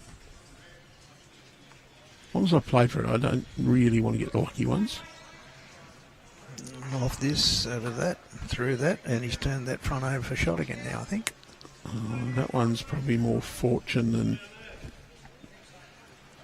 I'm not sure Johnny Green played for the shot he got either. There is a chance here for John to try and push that one through, but I like better to play just a little bit of weight on either hand and trail at Jack. Probably backhand through the shot bowl. John's going to go forehand, which is... If he trials a Jack clear air. 2 foot there, out there, he can make 3. Or he can just draw it. Yeah, why play the complicated shot when you can just drop one on it? Yeah. Invitation for Greg Brims to follow him down, though. Greg wants the bowl clean, does not want any Jack at all. Oh, is he going to hold out long enough? I think he is. Very good. He's got it. Bowl. Has he made 2? Or is it just 1? Might be just the one, I think. Rocky just looks up and says, hang on, is there any to go? And that is an exceptionally good practice. For 2 reasons. One is if you disturb the head thinking it's the last bowl and your opponent has one left, your opponent gets to put them back where they thought they were. The other one is if you and your opponent disturb the head when your skip has one left, you've just chopped them out of playing a bowl. Interesting word, that word thought, as in thought they were. Some people's memory changes very quickly when they have to put it back where they think it was. Yes. I did have the question raised to me that there was a skipper had a bowl to play. They were standing there drying their bowl, and the thirds jumped in and started to measure. Their third picked 2 up and said, oh, well, we're 2. Okay, well, I got one here. So what do we do? And I said, well, unfortunately, you've failed to play the bowl. I said, I didn't fail to play it. They didn't give me a chance. So, well, your third declared the head. They've basically said you're not playing it. Harsh, but that's the way the law works. Well, they are the director of the head. So to look up and go, hang on, is there any left, is good practice.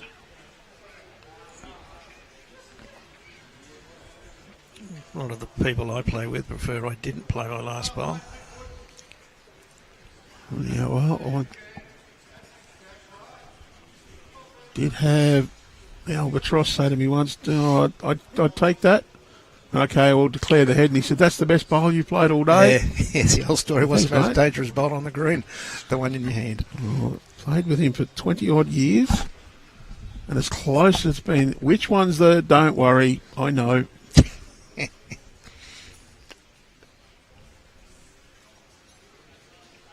Trevor Suckley.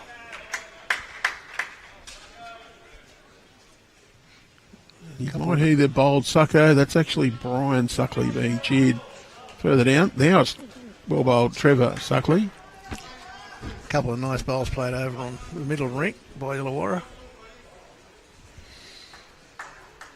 Here's more trouble from Tamworth, just Yeah. standing near us. Well, he's okay, actually, because he can walk past the front of you and you won't even know he's walked past because he's so short. Another one casting his beady eyes over the performance of everybody.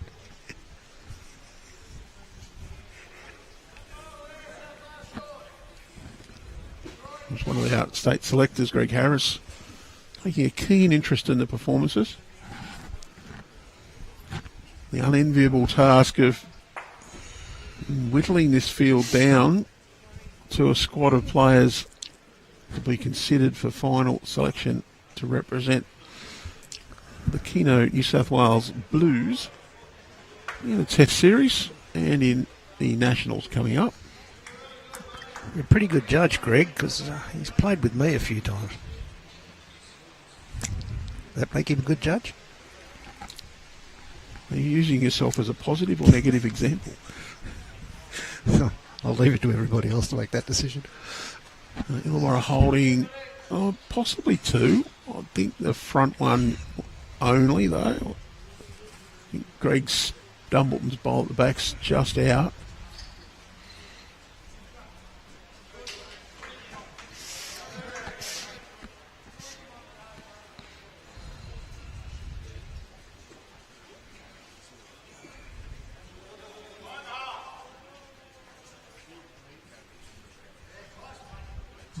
Your close personal acquaintance, Jason Pinnock, Yes. he's using this opportunity to have some friendly banter.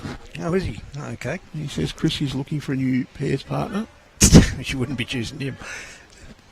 Well, one thing is he lives in Yamba. He's not. That's true. Plays for Yamba. He's not allowed to play. Well, it wouldn't matter. She wouldn't be choosing him anyway. She's got pretty good taste. And he reckons you sound better than you play.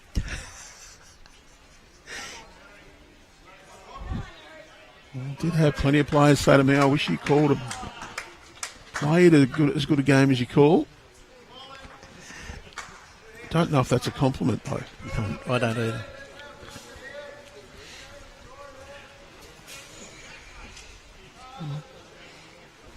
So Leo's drawn shot again. There's a few blokes at the club probably figure I was made to be doing something like this. My nickname at the club and even at the golf clubs is the Font. Given to me by one of the Bowls New South Wales directors, Owen Walker. It's because I figure I know everything. And if I don't know everything, I just assume I do. Was that Chrissy said she didn't need Google? She's got Jeff. Yep, something like that.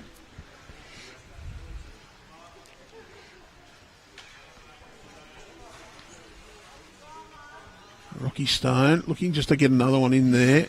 They are holding It's going to be narrow. two at the moment. Oh, he's got a bit more weight on, I thought. But, Got the edge and ran past. In the end, it's not a bad home. Rocky's not particularly happy with it, but Lyons, he'll just try and play a nice solid draw shot to that bowl.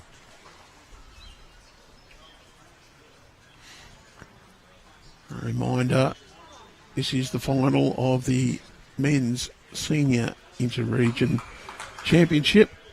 We have a little reset day tomorrow. Changeover for accommodation, if people can get here. We have the men's and women's inter-region championships starting Saturday morning. The weather is supposed to get better this afternoon. It's not raining now. That's at least a minor improvement. Men's and women's inter-region starts on Saturday morning. We'll be streaming here from Cabra. We've got 2 sections of men's and a women's here. We'll be streaming, I think, one game from each section. 2 sections of women's at Cabravale Diggers. 2 sections of men's at Mount Lewis. And a section of women's at Mount Lewis as well. So the section here on Saturday of the women's will play at Mount Lewis on Sunday and vice versa.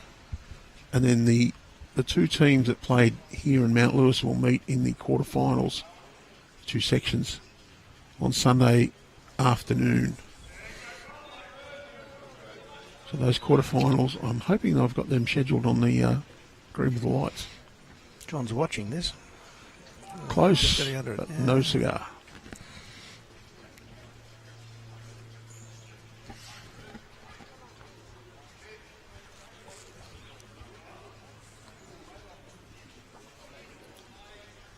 Is that semi-finals and final of those inter-regions are on Monday.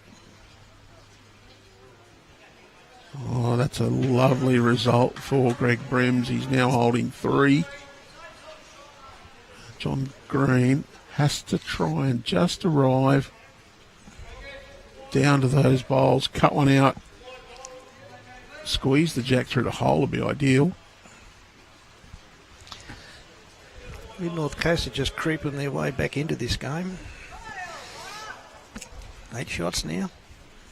So a week today, your mate Jason Pinnock is due to be here, commentating the round 11 of the Platinum Pennant. Maryland's Cabramatta first up, Warilla East Maitland in the evening. Both of those games pivotal to who's going to feature in our final series. And of course, that final series, 1 o'clock 5:30 Friday, and then 1 o'clock 5:30 Saturday, grand final Saturday evening, prime time viewing. Champs singles, 2nd to the 5th of June. He's just going to miss white. No, he's not. Yes, he is. Oh, yeah, that's a 3. 3 shots to Mid North Coast.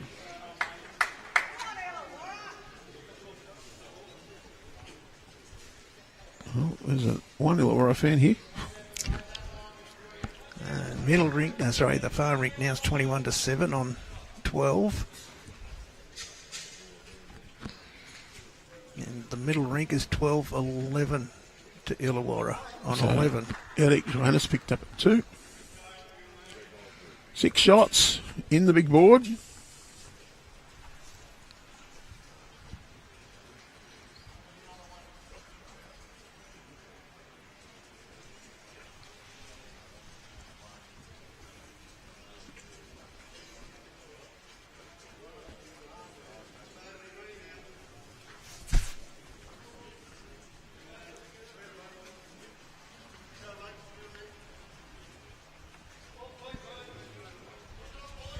Well, Jeff, first time you've seen the other side of the screen, you've got the little one in front of you. Yeah. Some people look at this double screen in front of me and they get a bit intimidated. Because there's lots and lots of little panels and dials and a big selection of keyboards and buttons in front of me. I'll give you a tip. It's actually really simple. Just press the buttons on this little one and forget about the rest. Okay. And really, it's just the one there. Once you've got the camera selected, you press this button and you swap views. So, you just got to select them in between, but Nick Hind, the other member of our team, he loves playing with his computer.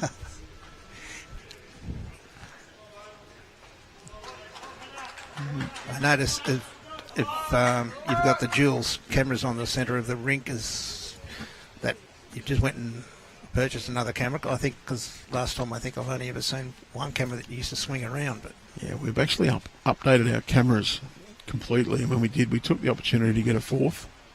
Right. And that 4th one means we can just do a little more. And if something goes wrong, you've still got the 3. We do. Hopefully nothing ever goes wrong, but no, it just means we can a bit more reliably cover everything. So one of the lovely little things we can do is do this.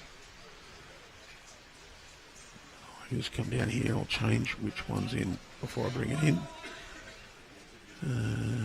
Just watching those bowls come down on that forehand side and playing that direction, that just looking at that bowl live when it came down, they just don't want to give and come back out there. This is one of the advantages. We can do something like that I've got on screen now, the little inset, and still flick between other cameras. Yep. Just means if a jack goes in a ditch particularly, you can get one camera focused on that jack in the ditch, put it as picture in picture, and still have the shot of the bloke delivering or the person delivering. Just makes it that much more interactive. I don't really want that in there at the moment, so I was using that one particularly when we were doing the other rinks after we'd finished our streaming rink, which meant I could have a long shot, have the zoom of the head, yep, and scroll between someone delivering and the zoom of the head in the inset, which I found really cool. It's all about just trying to enrich the experience for the end user, the viewer, and give us some cool toys to play with. Not too bad of an effort by Greg Dumbleton, just dropped in back at the tee. There is still an opportunity here for Mid-North Coast just to knock that jack back. Beauty for Illawarra is a little bit of a out to right of screen. That path is a little bit complicated. I said this game's getting closer and closer. They've Mid-North Coast just picked up 2 on the middle rink. So they've hit the lead there, 13-12 on 12. It's also nice to have that pennant scoreboard all controlled from this little doozy. I've got to put some labels on that though, because yeah. But, we control the 3 pennant scoreboards from this launch pad. Each just add a score button. You add a score to one of the rinks, it adds up. It adds the extra end on, and then the 3 totals are added up.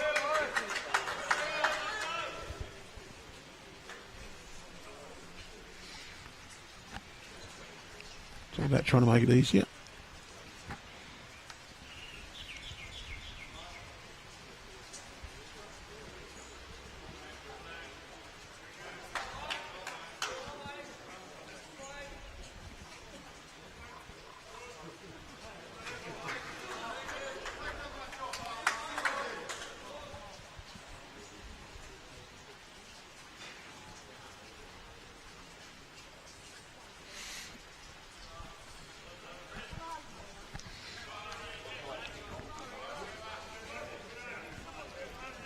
The good news out there is even though it's cloudy, it hasn't had any rain for the last half hour.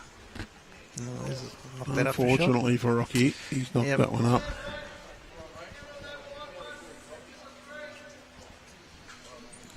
Well, looking for a little sit of the white bowl that's jack high. Just under the line though for Mel.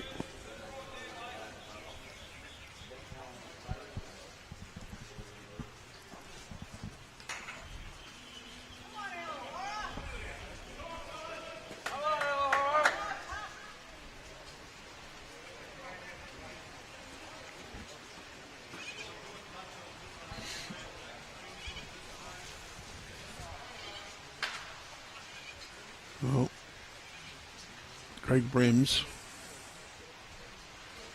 I wonder if he's going to think about trying to play under that bowl on his backhand, the multicoloured bowl on the backhand, try and get the jack.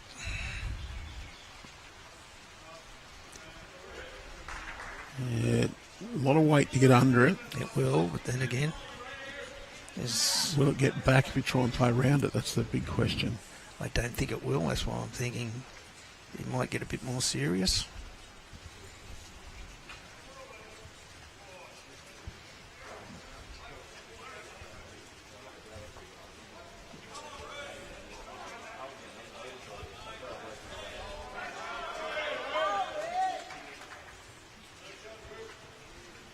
No, he's just trying to draw around there.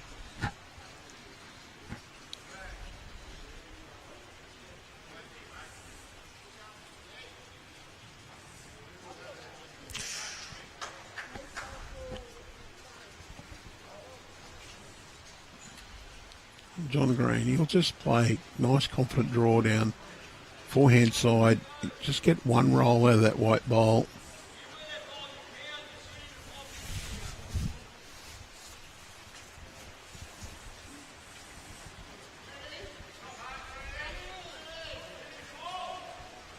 He's turned it out. Yep. That might have made 2 or 3.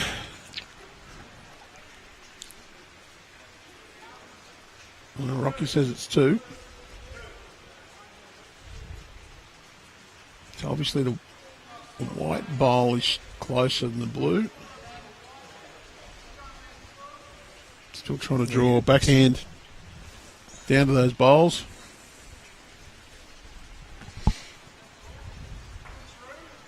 Sets that back one and cuts it back to 1. I don't think he's quite got the speed, has he? Oh, not a bad try. Not too bad. The other cool thing we can do with this system is we can go back and have a look at Johnny Green's bowl. I should have shut up about that rain. Liquid sunshine.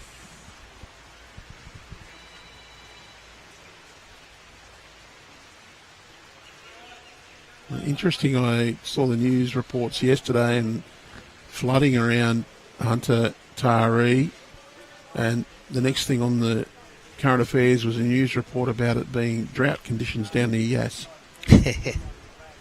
So be careful what you wish for. Ooh. Let's go back to the other side. There we go. I think sometimes we just forget how big a country we live in and how much area that it takes up, and hundreds of kilometres from one area to the other, so you can go from those sort of one condition to the other. Not going to get there, is it? Well, it's close. I don't think it quite has. We've had a couple of American college students do an internship with us. They did a project as part of a work thing. And we got labour for free.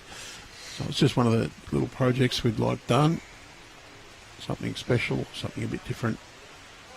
And we did ask one of them, what are you going to do this weekend? They said, we thought we'd drive to have a look at the Great Barrier Reef. And we went, yeah, what? I said, yeah, well, Great Barrier Reef, it's in Australia, isn't it? Yeah. Well, said, leave now, you'll get there on Thursday. And that, they sort of had a look and went, hang on a minute, that's like driving from one side of the US to the other. Yeah. Yeah. It's only 3,000 kilometres from Sydney to Cairns. It's a 4-hour flight. Yeah, well, we in the country sometimes make comments about these two. Make comments about organisations saying, you can play against them who are just up there, or it's not far. It's only 2 inches on a map. Yeah, if it's Lightning Ridge, I'm quite with you there. Lightning Ridge is a long way from everywhere. Yeah, well, it's... Dave and I did a tour, and we said to people, and they go, we've got 105 k's to get to that club. We went, how long does it take you? Distance is okay. Time. Talk about time. I mean, well, what's the difference? Well, Forestville RSL is 19 kilometres from our office, and it took us 2 hours and 25 minutes to get there. To which the reply was unrepeatable on live stream, but there are some unique challenges in all areas, and while it might be 100 k's is an hour in one spot, if you look at, say, Illawarra and Yamba, they're 5 k's apart. And yet they're, time-wise, about 40 minutes. Yep, back out of the highway, up the highway and in again. There's a little ferry runs across the Clarence River from Illawarra to Yamba. Okay, so the score then was just the one. I think it was 2. Hadn't he rolled 2 out before they measured? Were they measuring for 3? No, they've changed the board to Oh, have 13-5 they? after 12. Okay. So No, they might just roll it out as it wasn't going to be a counter. go on the scoreboard. Yeah, they took a couple out that weren't in the count. No, not that one, not that one. That one.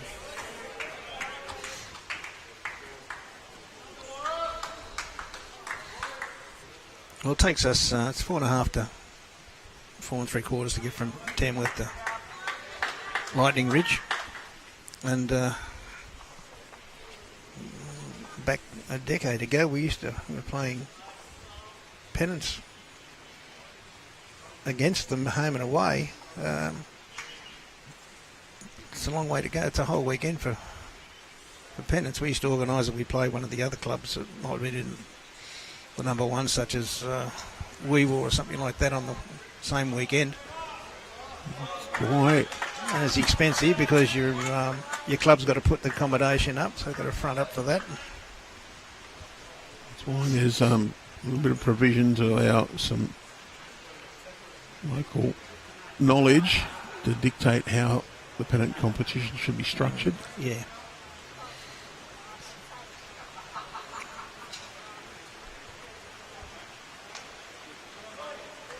That's a good ball.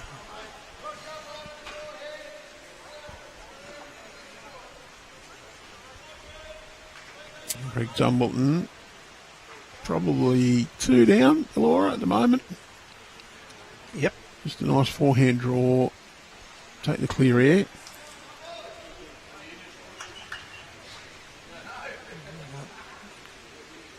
Good home. Close to second shot. Second wood. Yeah. Joe Leo, he's played some really good bowls so far, Joe. Old mate Dicko pointed out he's a Hornet, a North Haven Hornet.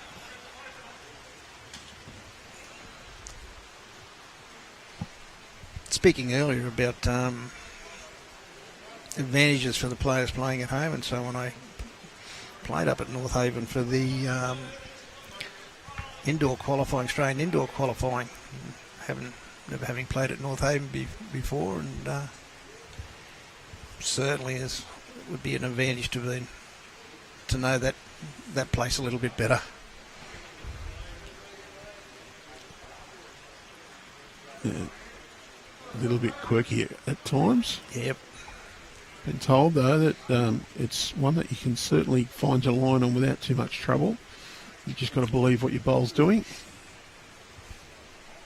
Unfortunately, the day I played up there, I think the wind was blowing about 40k, and it was coming under the cover, and very difficult. Or am I just making an excuse for my bowls? I don't know. Valid reason. I had Jason Pinnock on the rink next to me, so I might have been distracted by... Well, the magnificence of the Triple M. Hang on, let me get that right. Triple M. I know he's been watching, so we've got to stir him. And even at my home club at Siddo's, if you're on rink 13, I'm giving away a bit of valuable intel here. The wind is coming from a certain direction. It'll come in between the clubhouse and the greenkeeper shed and swirl around that rink.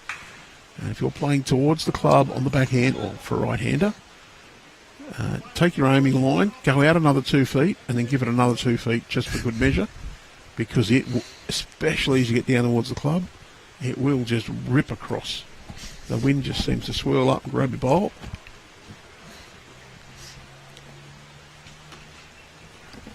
No such nasties here. There is a little bit of difference in the hands, but Yeah, like I've said, I've played here on this. I've watched quite a few games on this, and it doesn't do anything strange. You just got to know I've had a couple of line. rolls. It's not going to do anything different on you. A couple of rolls on this green. Enjoyed it. Great goal from our Lyons. We had a function out here that we had to attend for work, and they decided to have a staff versus board bowls challenge after it. Yep. I actually played the other direction from this, which I asked the other boys and they said, well, I've never played the other direction on this. I found it really good. Okay. Maybe it just compensated for my wacky delivery. The ones I accidentally put down narrow held out. Or, no.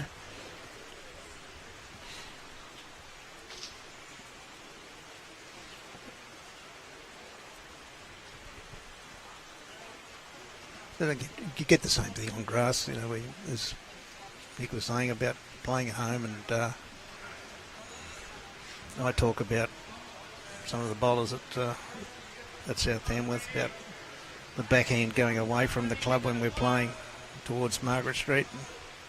Oh no, just gave it away. Yep.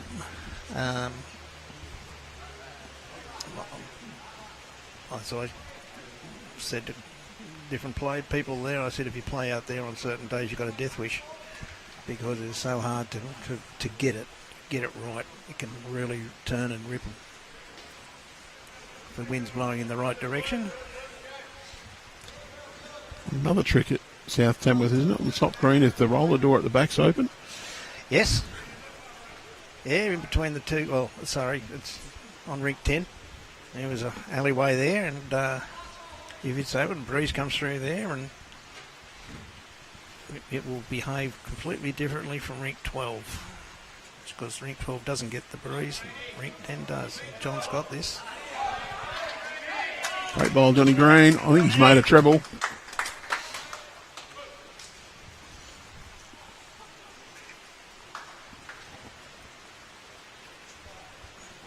Oh, 1-8 and 15.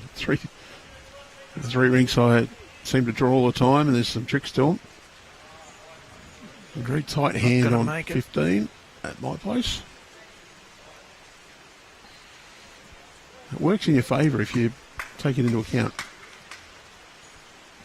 Greg Brims just fell short with that one. 3 shots. Johnny Green very happy with that one.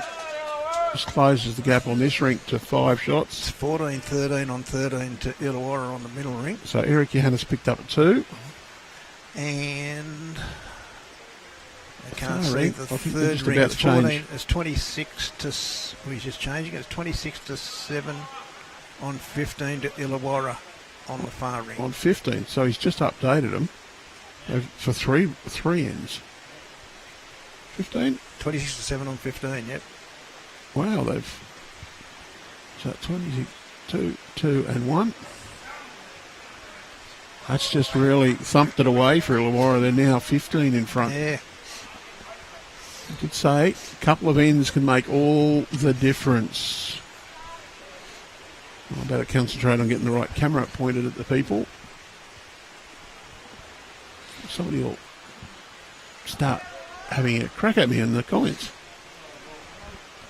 Well, another little thing that I always think of, that if I'm playing bowls, particularly singles, that at some stage, whether it's for us mere mortal bowlers, at some stage you will have a lull period where you might start off well, and then at some stage you suddenly, for whatever number of ends, it stops and the opposition starts to come back at you, and then you might skip away again. But I've always told a few of my friends, I said, keep plugging away. I said, and just wait till that lull period comes, then try and pick as many as you can, because I believe it occurs. Singles is one of those games, though, where you just have to keep picking up ones.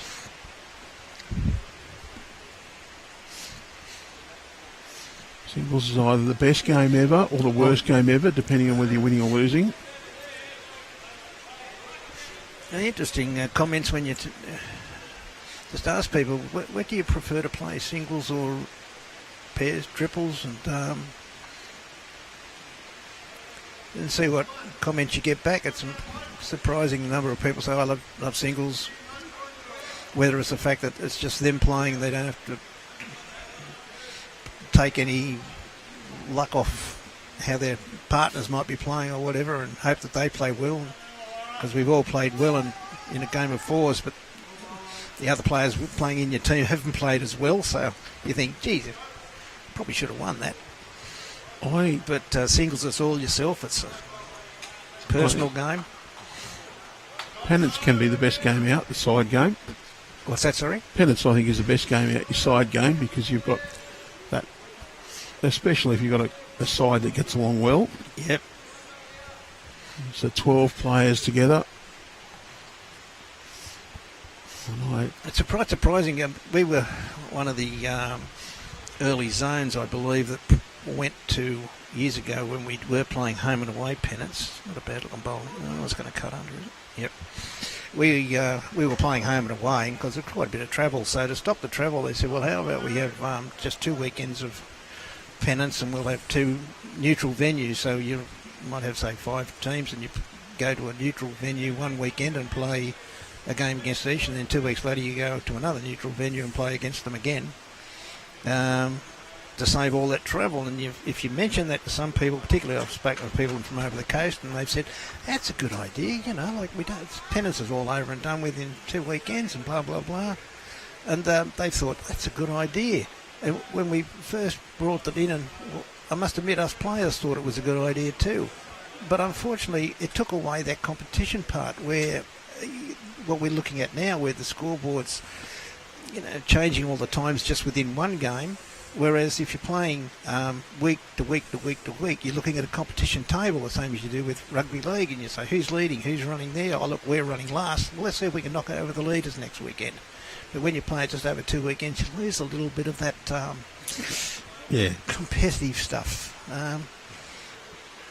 I prefer, it might be just I prefer home and away. I like going to the other clubs, playing the other clubs, playing on their surface, and I would hope that they'd enjoy coming and playing on ours. And you get to meet the players a bit better. And I'm going to knock that up. No, far enough. There's two different types of competitions in Illawarra depending on how many sides are in that comp. If there's 6 or 12, it's a home and away over 10 rounds. Yep. If we have 10, it's 1 round, you play everybody over 9 rounds. You'll get 4 home, 5 away, or vice versa, depending. And the top 4 go through to a final series. Yeah. 1 plays 2, losers gets to play the winner of 3 and 4, and the winner goes straight to the grand final. It can produce some very tight competitions. Do remember one a few years ago. Come the last round, if we won all rinks and the big board by enough, we could have finished top of the table. Conversely, if we dropped all rinks and lost by enough, we could have finished 9th.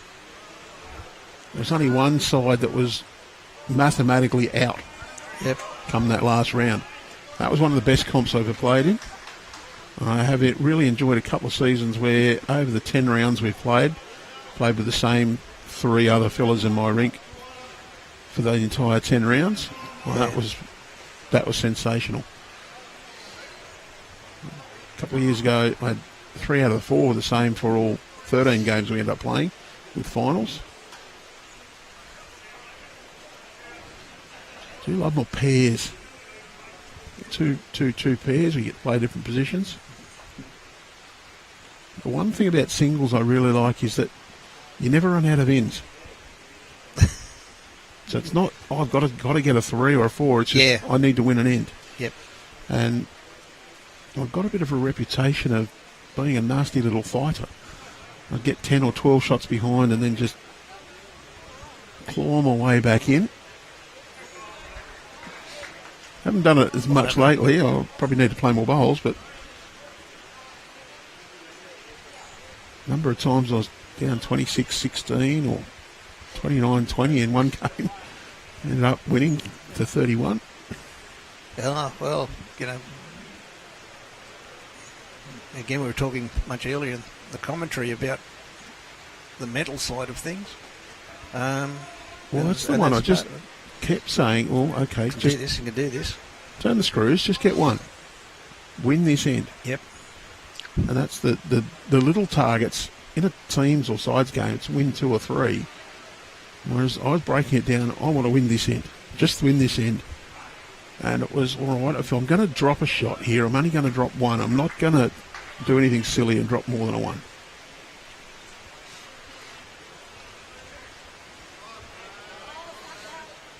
Greg Brims holding one, I think, there. I think the black bowl just behind the jack is shot. Joe Leo or Rocky, one of the two.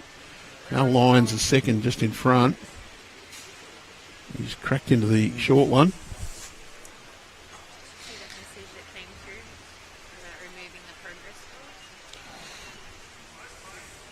He just picked up a 2 on the far rink, so mid-north coast.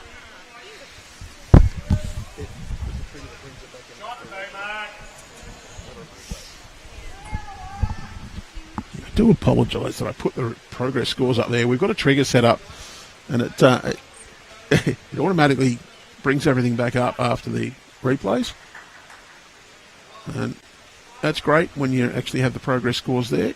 When you don't, it brings them back in up accidentally.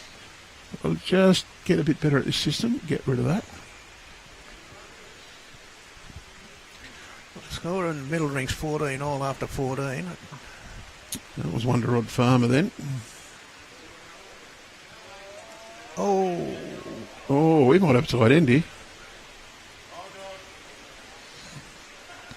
Rocky wants it.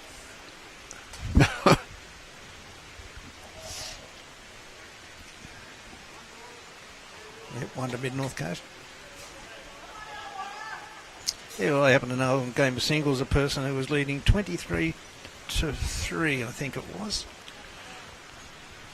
And the opposition decided they'd just go to the toilet, which was probably a sensible thing to do. They went to the toilet, reset, came out, and they won 25-24. Ouch.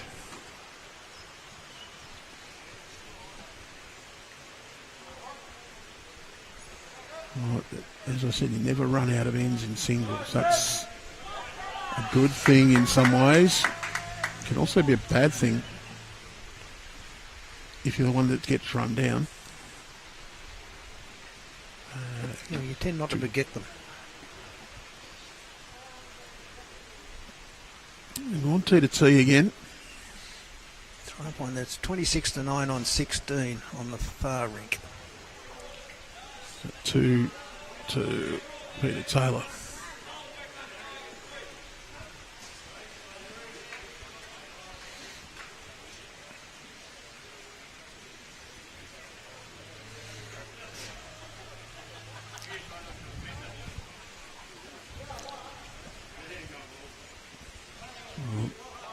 Robbie Warren's had a couple of big wins so far in this event. Well, he's leading second, have just plonked a couple on it over there. Great bowl from Trevor Suckley. Well, we had Robbie on the live stream earlier, and Trevor Gillis and Rod Taylor played pretty well, as did the third. Who's played third for him? Greg Stevens.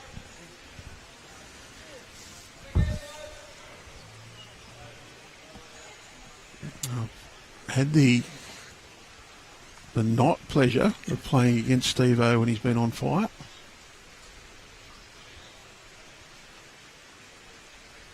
We held lots of shots for a little while.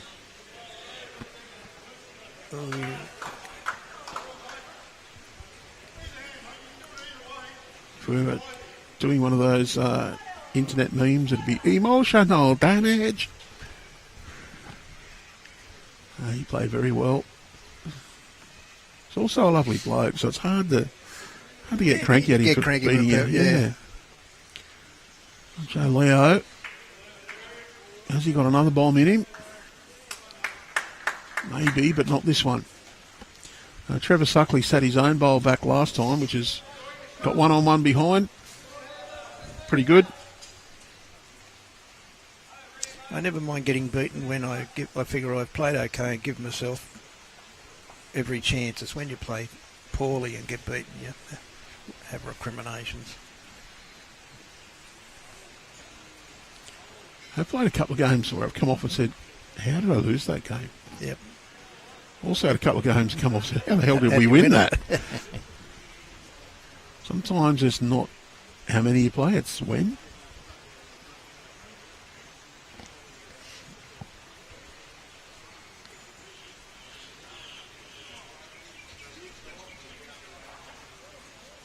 Greg Brims is mildly interested in this. Won't come in. Just that little bit of weight there, and just. Well, it's got 3 claps. Another one of our theories is, Jeff, if you see the skip, just give 1 clap. That's not a compliment. No, it's not.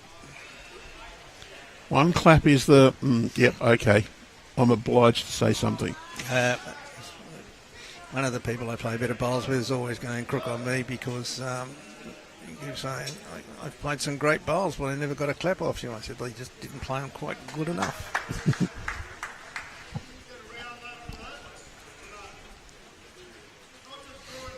Other thing I don't like is when people say good try. I hate that word try.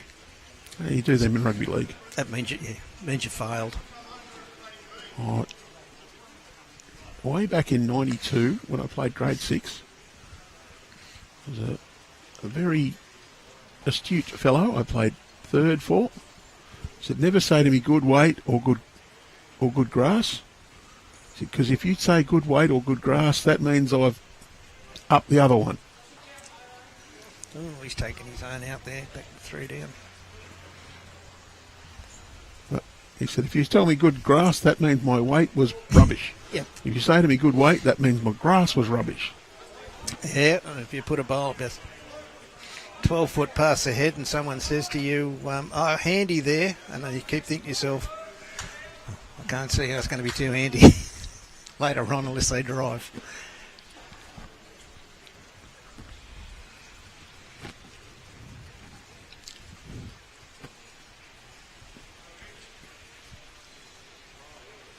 Same as don't clap a nasty wick.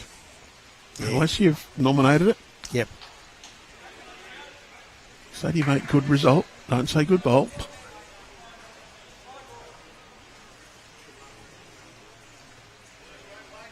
I've said the albatross more than once. I didn't see it that way. Which means you jammy git. Although he always says if it wasn't for bad luck, we'd have no luck at all. Anyway, Rocky Stone, backhand draw. Too heavy. Yeah, just a little runny. Just gets the edge of Trevor Suckley's bowl. It's there. Just picked up another shot to mid-north coast on the far rink. They're up to 10. 10 now.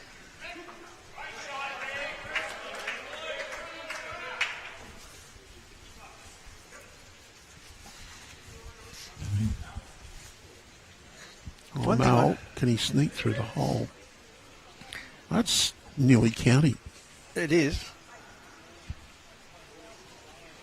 One thing I've noticed too, I was watching the semi and also here, very few drives into the ditch or putting the jack in the ditch.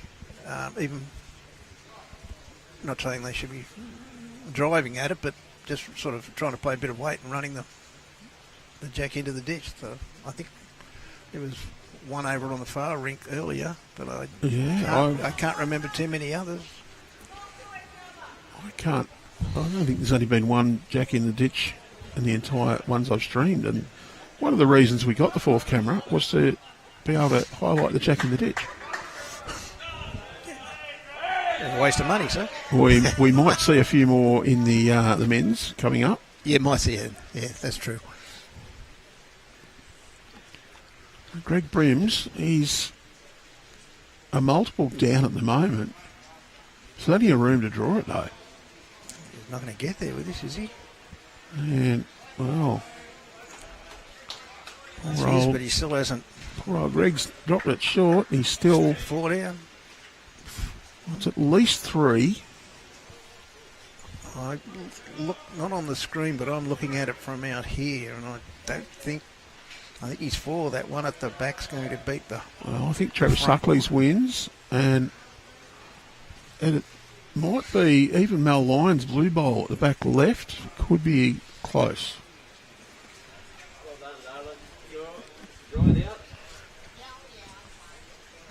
But the angles, you get a little bit of parallax error because we're nowhere near vertical.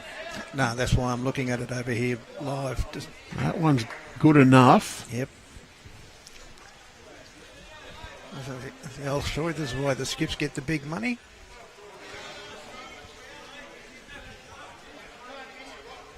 Social bowls game many years ago, last bowl of the head, and I just drew to the centre line. The jack was out near the boundary peg. I drew to the centre line. I played against him. Well, it wasn't much of a bowl, was it? My answer was, did it count? Well, yeah. Well, said it was brilliant then. All it has to do. Said, yeah, we were nowhere near the jack. Didn't have to be. I've got a good view of this one of It's Greg, but he's too heavy. sailing. It's well past. Well, that's not going to change the count. Yeah, don't touch the jack. Just plonk it anywhere near enough to count. Well, he's got, like I said, the best part of 4 foot. And look, just to digress a little more, you'll see the jack in the ditch after a drive, and the nearest bowl is 25 feet away. Someone will hang their bowl over the ditch and they go, oh, great bowl. And I go, actually, it's a terrible bowl. Yeah, why? Well, he risked going in. You had 25 feet to draw. Yeah. Why try and draw to the lip of the ditch? Yep. That's 5 taken out so far. I'll have a look at the back one. And Rocky just sort of shook his head. I don't know whether that was disappointment or don't think it counts, but... I hate to say it, but there's 5. I reckon, again, looking at his, could nearly get 7. And I don't know, Jeff, if you heard me on a stream, almost like a cracked record saying big numbers. That's hurt. in. 6. And does the light blue one? No. 6.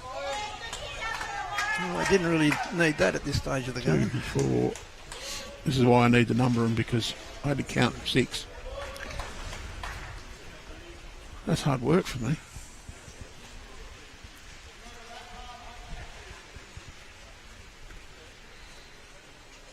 Don't like to do it, but I mean, don't mind dropping. Well, mind, that's not the right word either, but dropping a 6 early, like plenty of time to get it back, but when you start dropping them on the 16th end... You're going to drop. Oh, shit.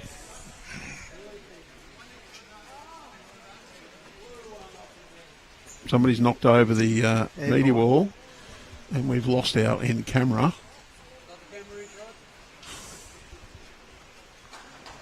Lee's gone up to have a look at it. That's good.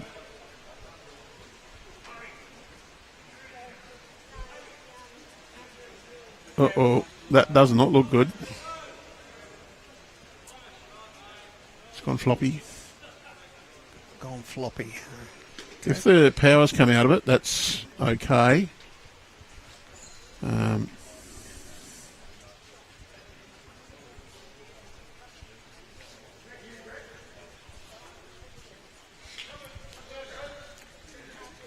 Well, we still have a feed out of it.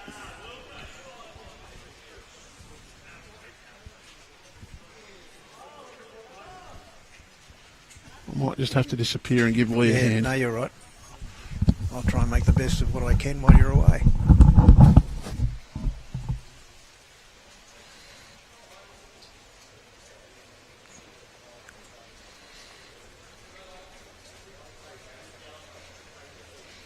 And measuring over on the centre rink, it looks like it's close.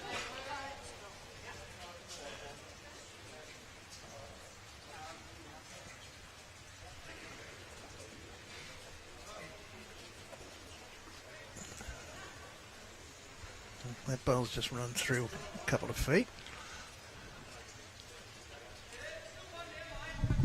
And they're having a really close measure over on the centre rink.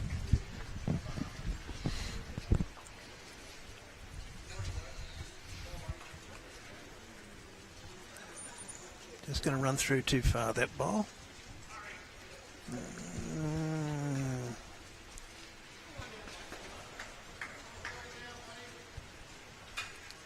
Okay, we've got 2 to Mid-North Coast on the centre rink. Mid-North Coast are holding 1 on the far rink.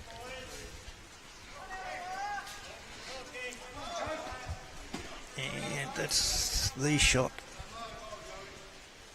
on the stream rink. So there's an extra couple to go on Mid-North Coast on Rod Farmer's rink, is there? And Rod's rink, yes. Okay. Sorry, viewers, you may have noticed, not sure if Andrew alluded to it, it's had a little camera malfunction at one end of the green, so Someone belting the cameras around. we'll update those scores in the moment because I'm scared to press one of these buttons here to change the scores, but we know there's a further two on Andrew the said Mid-North Coast. Andrew said you can go for your life. I'm okay to press the buttons, whether they become the right buttons or not, that's another story. Well, you're just showing me. He said, if you press this button, this happens. If you press that button, that happens. I don't know whether he expected me to take over and start pressing buttons, because that'd be mayhem. Okay, looks like Illawarra got the shot over. Yeah, one to Illawarra on the far rink of Robbie Warren's. So.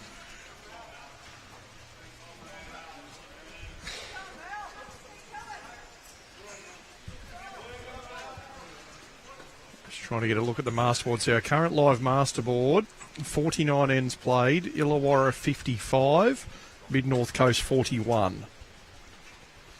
55-41 after 49 ends. Here's the update. Andrew's close by. We might get him to have just a quick assistance with some scores so we know which buttons to press. They got themselves back into the game a bit there. So there's two Mid-North shots Coast. to Mid-North Coast on the middle rink. Okay, that's the button there. And one to Illawarra on Robbie Warren's rink. And that still doesn't quite match up with their master boards. I'm just looking at our rink scores. 14 all after 15 here. It's 14-17 on the middle one after 16. Okay, so there's To another one to Mid-North Coast. Which, Mid-North Coast in the middle. lovely. So there we go. 55-41 after 49.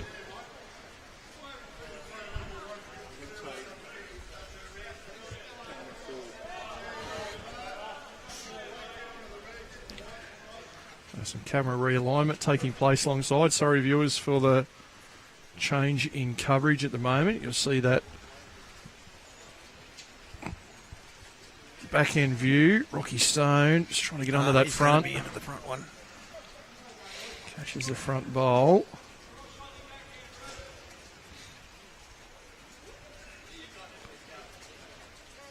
And the red one's still holding.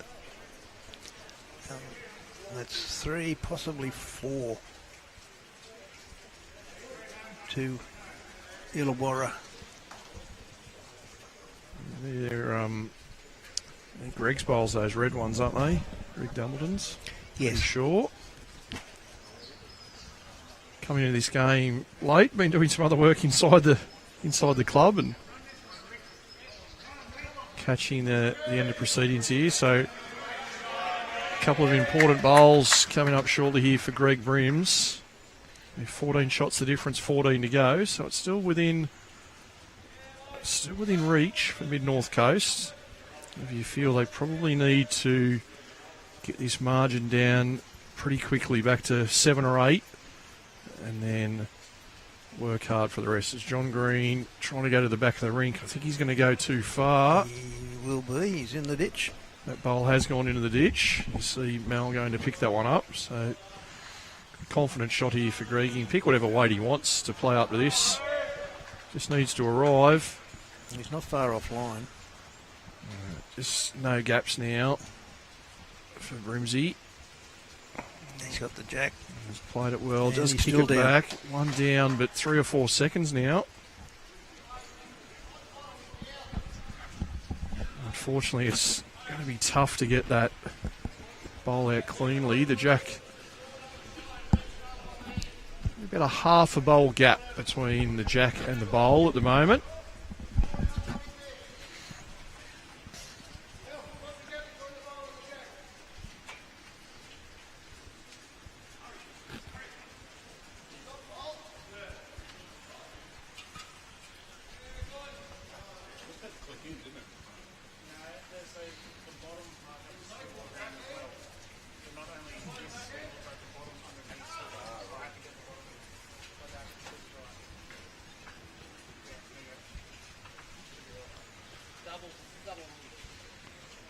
John down on his forehand, just trying to get another one in the area. As we said, in North Coast now with second, third, fourth and fifth closest bowl. John's played this pretty well. Yep. Right to the jack. So 2 there to Illawarra. And for Greg Brims, he's going to go pretty firm. Hope he get both red bowls out, even if he does lose one of his own. Take the chance at this stage of the game. Get the jack right through. Also in favour of Mid-North Coast. Well, he's off target. Does he get a result? Catches the back one. So it'll be a further 2. Illawarra. Let's see whether we get these buttons right. Yep. Well, there we go. Hey? We're learning on the go. In terms of moving cameras, I'm not sure what camera we've ended up with now in this camera realignment phase. Andrew's working on it now. We've got a beautiful view now of the pack of bowls behind the mat. Showing you the player's viewpoint here from the mat end. Like to mix our coverage up. That's something for everybody, haven't you?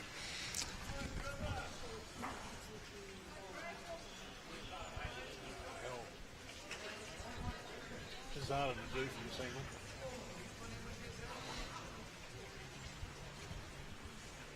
Thankfully for those of you that are watching on, participating in the men's and women's event on the weekend, the weather is starting to improve and lightening up around us. Here we go, we're back on screen. Look at that. We didn't even press a button. Just magically appeared.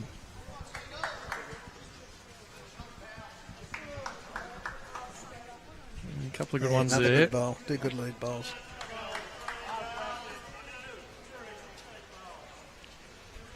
Interestingly enough, this morning there were some rumblings when the decision was made to transfer matches down to the undercover green this morning. But thankfully, the forecast was right, and we did get the amount of rain predicted, and players were able to get through games on time and dry. It wouldn't have been much fun at all trying to navigate some play today on either of the grass greens.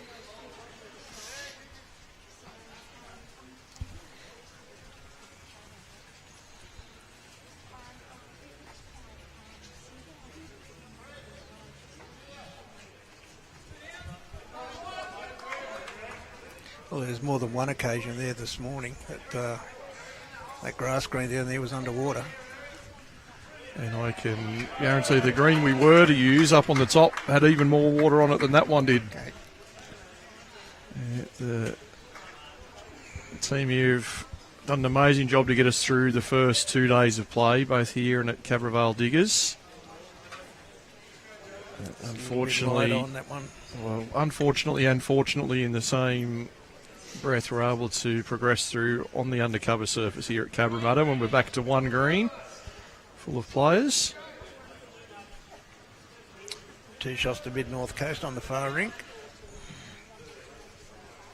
You might just keep an eye on that scoreboard and make sure I hit the right button. 27-12 on the 19. Starting to learn which button to press, but no doubt there'll be potential error made. Good shot there from Greg Dumbleton. They're piling on the pressure here. Illawarra. Just got to remember they put them up backwards to what they're supposed to. That count of 6 a couple of ends ago here on this rink. Bit of a turning point, wasn't it? Yeah, just took that margin out as well on the big board. Over the double figures mark. Always seems that magical number late in the game of these 3 rink side events. If you're within 6 or 8, you always feel like you're a chance to win every end across the green and catch up the margin. Once you get into double figures, it's like that elastic band's been stretched a little bit too far and you can't quite reel it back in.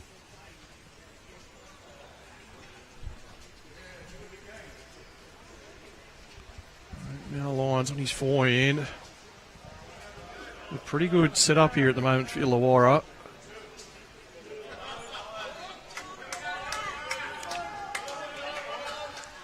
draws another one into the count. So Rocky Stone in trouble here again.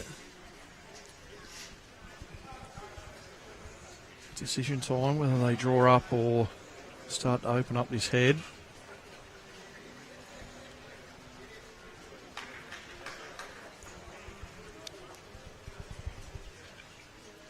Not a good line for something, just overweight. Does he sit on the bowl?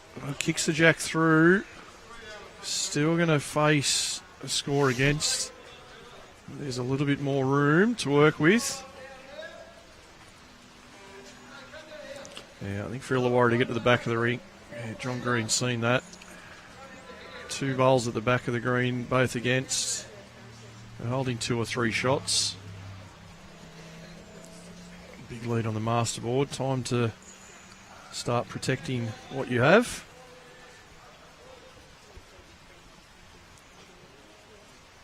Just needs to clear the front bowls here, Mel. And he's played that to a great spot.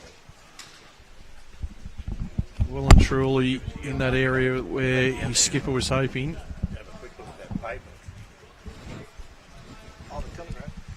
So for Rocky, just up on his forehand again, his own bowl's coming in. About a metre past the white bowl. Would be good enough. Maybe even a couple of turns out of it. There we go. That is the shot. So 1 there to mid-north coast. 2 good bowls by Rocky.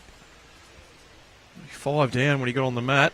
He's changed that around to his side holding 1.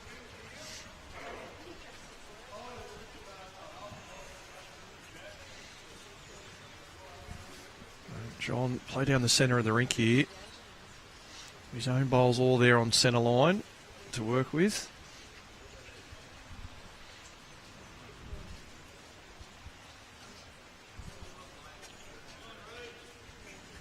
Try and find a pass for this shot bowl. He's got it. Does he get jack movement? Well, he does. And now he's 2 down. Aggressive shot. I'm not sure the situation. Call for that. Yeah, don't. He's now given Greg an opportunity to apply some pressure. There he's counting. Doesn't have to go much further to count. Yeah, that's enough. That's certainly 3. And all of a sudden, that good setup for Illawarra when the seconds walked off the mat, holding 4. Now could go in reverse. Slightly tricky hand this can be. Might be too wide, that. If he's any pace, he's definitely wide. Yeah, holds out. So 3 against. Rinse and repeat for Brims. Similar line to his first. Just needs to run a little. Not going to get there, is he?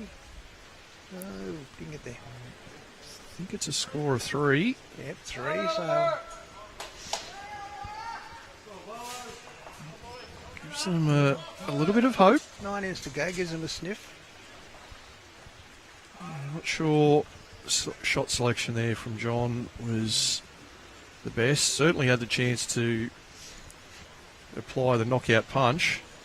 Mid-North Coast are holding shots on the other 2 rinks.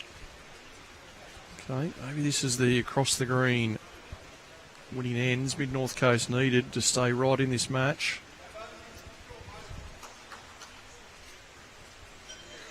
"13 shots the gap, 10 ends to play."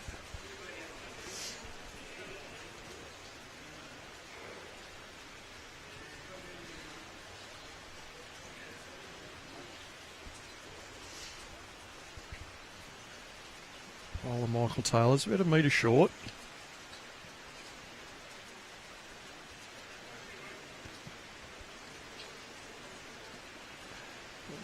Peter Taylor's just drawn a second one over on the far rink. They're going to be finished first, as you can see on our rink scoreboards there. 19 ends played, so... And Illawarra have got 2, Mid North Coast have got 2 in the middle rink now. Robbie Warren's just played his last bowl. Was the last bowl? I just got shot out. Robbie's holding shot. Both skips with a bowl, each to come over on that rink. As Michael Taylor catches the front. Better wait that second one.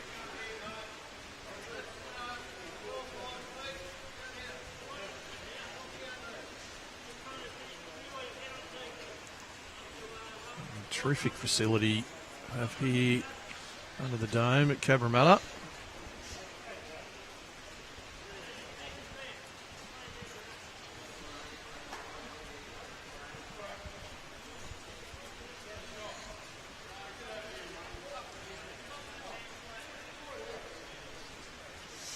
Joe Leo under the mat. I think Joe at North Haven, I believe, at the moment. My one fun fact for the day I can bring you about Joe is that he and I both own a share in a racehorse at the moment. That's a fun fact for the day. Played a lot against Joe in my past bowling career when I was at Carlingford. Joe was at Rydalmere for many, many years and won a lot of championships. Moved up north a little while ago. Where's the racehorse? Sydney? Newcastle? Well, interestingly enough, on Monday it's been rehomed. It's going to be trained by Jay Cole on the Central Coast. It was in Sydney with the Hawks team, but change of plan. Eric Johannes just played a great bowl in that middle rink. He's now got shot.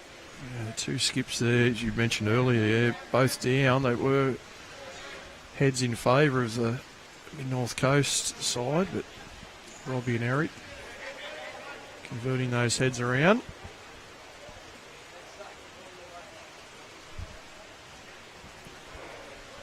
These last couple of ends, the front end here for Mid North Coast haven't been able to apply the pressure. See there in those 4 shorter bowls. And Rod Farmer on the middle rink chasing a bowl down, and we're about to get a result on the Rob Warren, Peter Taylor rink as well. So we're not far away from bringing you 2 further updates in ends. There's the shot just been drawn. Yeah, Greg Dumbleton Super Bowl.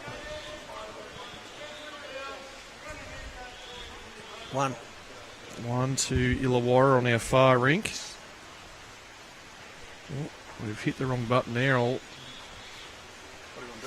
I need to reverse 1 shot off Illawarra on that bottom rink. There we are. That's now corrected. 28-12. The right score as Rocky wiggles his way up.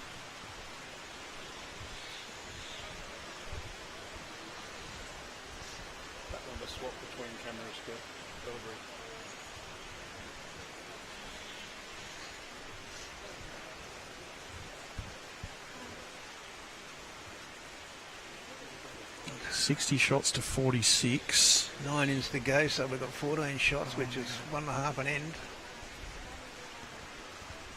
Yeah, made some big scores. Rod Farmer on the adjacent rink playing his last bowl.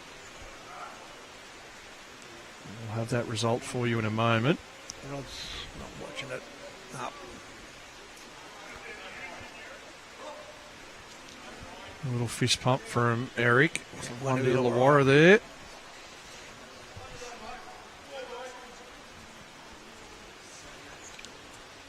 Still holding on this rink, but that little wiggle up that Rocky got with his first has given himself an opportunity here. Can afford to reach the shot bowl. Sit and stay. Will it hold this line? Another wiggle here. Another wiggle. That'll work. Wiggle, wiggle. 2 shots. Take anything they can at the moment. Might even be 3 was the call.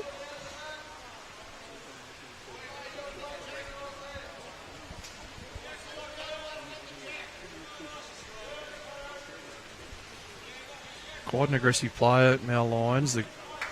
John was trying to call him on the backhand draw. Mal really keen to fire up the middle here. He's not on the ideal line. Right out there. Gets their own back bowl out, but his bowl has stayed below that camera shot. So even with this big lead, Illawarra, certainly on this rink, still playing some aggressive shots. You saw the running bowl from John Green last end that didn't go in their favour, and Mel Lyons this end.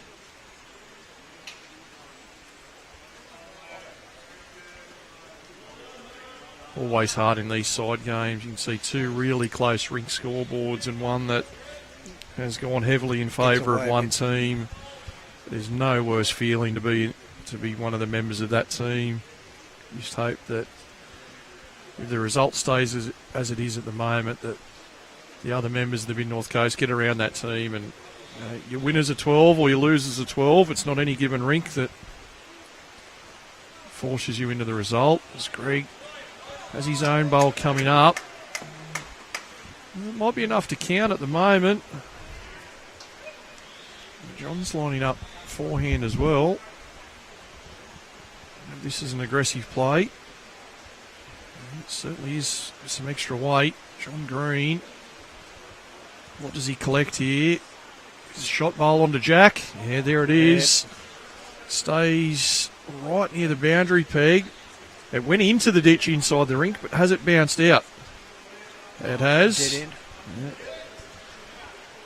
In some respects, thank goodness, because that would have been a nightmare to try and reline those cameras into that corner.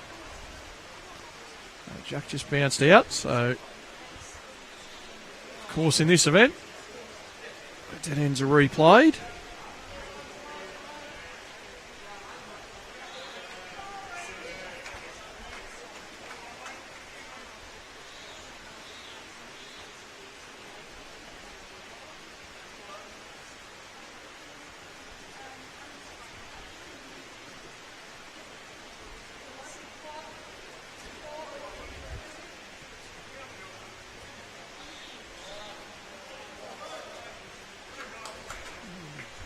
Bradley's just drawn one on the middle rink for Mid North Coast.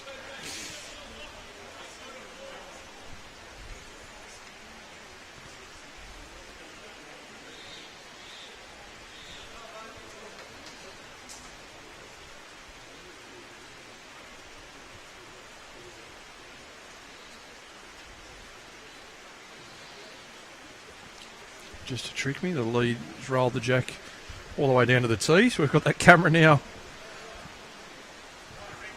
in a slightly better position for you. So viewers, you are stuck for the end of the coverage here with the amateur button pushing of Lee Stinson. You haven't got the professional Andrew Lynn here anymore.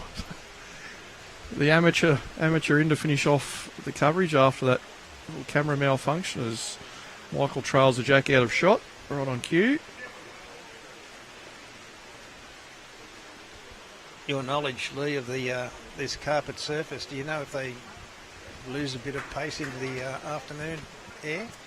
No, not at all. No, it was certainly maintain a speed, and in anything, maybe just get a little bit quicker. But we're certainly at the preferable end. We've talked to any of the locals here at Cabra that this is the end of the green, which plays a little truer than the other end, but not dissimilar to a lot of carpets. They all have their own little tricks all the way across the green, and I guess as do grass greens really. Yeah. I'm sure we've all played on greens at our own club or at nearby clubs when you go for a pennant match. One hand does a little bit more than the other, or one hand seems slightly slower than the other, and no different here.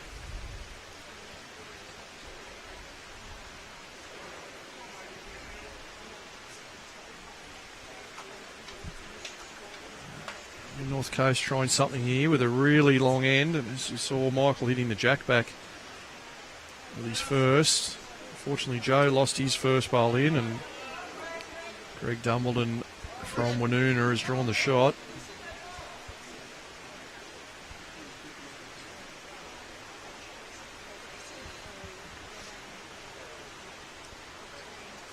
Looking forward to an exciting couple of weeks of bowls and plenty of live streaming to bring you Robbie's put Joe, another one in the ditch. well, that one there just gone too far.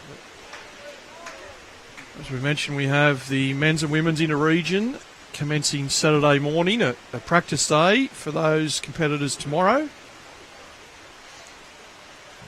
We certainly understand that there are plenty of people, especially in the northern half of New South Wales, that are doing it tough at the moment with the huge amount of rainfall that you have received over the past few days. So there will be some potential team changes across some of the different region lineups in both the men's and women's event as people look to travel down to Sydney and some unfortunately unable to make the trip due to their incredible amount of rainfall close to home. As the third bowl in a row there, Rocky Stones, first one goes into the ditch. I don't mind the tactic. They've gone the extreme length to try and change things up. Unfortunately, just not quite nailing it themselves. Yeah, so men's and women's action. We have 6 games to be featured. We'll have 3 men's fixtures, 3 women's games. So we are doing round 1 in the ladies. Round 2 and 3 will be men's games. We'll have a ladies' quarter-final and semi-final and finish off with the men's final on Monday afternoon. Now Lyons holding 2 here at the moment. Does his pull up in time? Not quite. The drive on the middle rink from Rod Farmer Rod's just missed, missing. So 2 to Eric. Johannes. Peter Taylor did score a 3 on his last end. Rocky's bowl's looking a bit better this time. He just needs to run on past the tee here now. And John Green with one finger down. Does he go enough? Just drops out at the end. Nah. He's not sure. He's not going to give it away. John saying they are still holding at the moment. And of course, this time next week we are back here at Cabramatta for the conclusion of the Platinum Pennant season. Next Thursday afternoon we feature the home side, Cabramatta up against the top of the table, Marylands. Oh, there's a nice bowler. Now Mal Lyons, terrific shot, small touch of the jack. May have just brought that red bowl slightly closer. And not much at all for Greg Brims to play to here. And next Thursday afternoon, 1 p.m, Cabramatta versus Marylands. And then at 5:30, we are scheduled to stream the match between East Maitland and Warilla. And pending those results of the afternoon games, that could be a determination of who finishes in the top 5. And Friday and Saturday next week, we'll have the finals of our Platinum, concluding with the grand final here on Saturday night. Should be some amazing bowls played throughout the course of next weekend. So if you're in the area, try and get down at some stage over those 3 days. If you're tuning in from afar, we hope you can catch a lot of that action next weekend. Great effort there from Greg Brims. Gets himself second shot. Unfortunately, second shot not quite enough at the moment. As you see, we're getting close to a conclusion here. 6 ends to go. Running out of ends, aren't they? 14 the difference. I think for John here, just important not to build up any target. The head's set up really nice for Illawarra. Yeah, get past the jack, even if he goes in the ditch himself. Well, that's not the worst outcome for Illawarra. There's no need to build up that target anymore.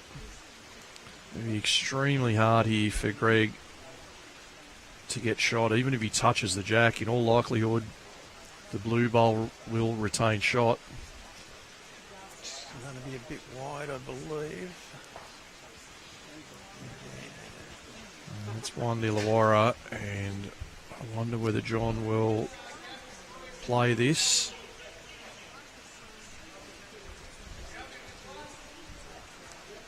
asking his team if they're happy with one or whether he should try and draw it.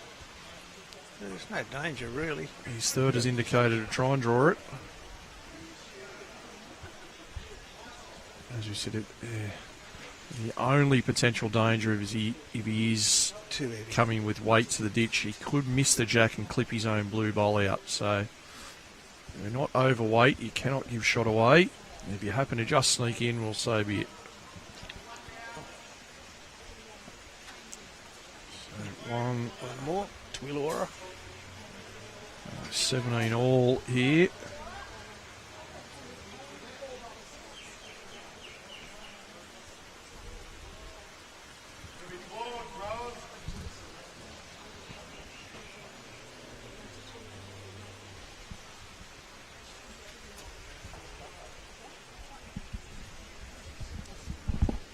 So plenty of games that matter in that Platinum round 11 next week. We are, of course, going to see two sides relegated from Platinum, with two new sides to enter the competition for Season 3 in 2026. So exciting times coming and plenty to play for. There's no side at the moment that is guaranteed to be relegated. All teams still have a chance to make their way out of the bottom two. And it's only Maryland's up the top that have secured themselves a finals place, with 5 other clubs battling away for the last 4 spots. So for us laymen, the Platinum pennants they call for nominations from clubs that are interested in playing it, and Yeah, absolutely. And So, we put out an expression of interest process at the back end of 2024, and that went to all clubs in the season previous that played either Grade 1 or Grade 2 open pennant around the state. And we had a few applications to come into the Platinum competition, and still working on that process. And following the conclusion of Platinum, we'll have an announcement as to who those 2 clubs are that will be joining the event for Season 3. so the original clubs that nominated, there must be a couple that didn't get in, or is that a re-nomination situation? Yeah, okay, so the process at the moment is that the sides that finish 11th and 12th on the competition ladder, the bottom 2 places, they will be relegated back to Grade 1. And that expression of interest process will determine the 2 new clubs to come into the event. So the sides or the clubs that are relegated out of Platinum, as we see a terrific shot there from Joe Leo, a touch on the jack, holding a couple there, Mid-North Coast. Yeah, so those 2 clubs that do depart the competition this year, they will have the opportunity back again in Season 4 to reapply and come back in, and hopefully that process remains where 2 fresh teams can come into the event, and the bottom 2 clubs are moved back into Grade 1, just to refresh the competition and give any club around the state that opportunity to join Platinum, should they have the squad that they feel they can compete in that high quality event.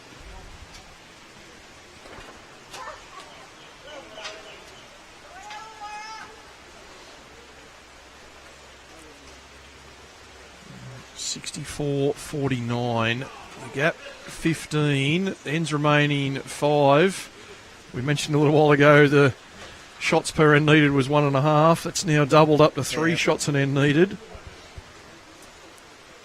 All credit to the Mid-North Coast guys. Looking around the green, they're still trying. They're still looking for opportunities to score. See Mal Lyons drawing in. Rod Palmer's missed his shot in the middle rink. Rod just missed, did he, on that other rink? Okay. Does have a bowl to go. Rod Farmer, the Eric Johannes rink. Can't quite see the number of shots that any team might be holding at the moment. A couple of skips bowls there to go. Is Mid-North Coast holding 1 here on our featured rink. Good shot there from our Lyons, that blue bowl, drawing in for second. Just another one in, one out there. May have just turned his own out to be one down, but they have three of the closest four. One shot won't hurt them, so... Look on the rink next door. Eric Johannes played his bowl to the back of the rink, which was met with applause from his teammates. So I'm assuming he is holding on that middle rink. As Rod Farmer releases his bowl with plenty of weight next door. You can see him top right of screen chasing that bowl. He's collected a front one, which has hit bowl onto Jack. And we'll wait for that outcome. There's still here on our featured rink. There's an opportunity here for Mid-North Coast. Small touch of the Jack. As the thirds kick out a Mid-North Coast bowl next door. So Rod with a bit of luck, but looks like they've picked up a couple. So without wanting to know basically what occurs on the from Bowls New South Wales side, but that's with the Platinum Pennants, how do you treat a club such as, I'll pick one out of the blue that might have the financials to get involved with Platinum Pennants, let's just say Merimbula. Let's say you had Merimbula put an expression of interest in. Yep. There's a fair trip down to Merimbula. Yeah, absolutely. So obviously the geographics of a club is one of the criteria that we look at, but certainly not the only one. As you said, financial sustainability, player squad strength, club facilities, the greens. There's plenty of factors that go into, as well as clubs' recent performances in pennant competitions across all the different events. But yes, if there was a club into the fray that was... Watch this bowler, John Green's come down here.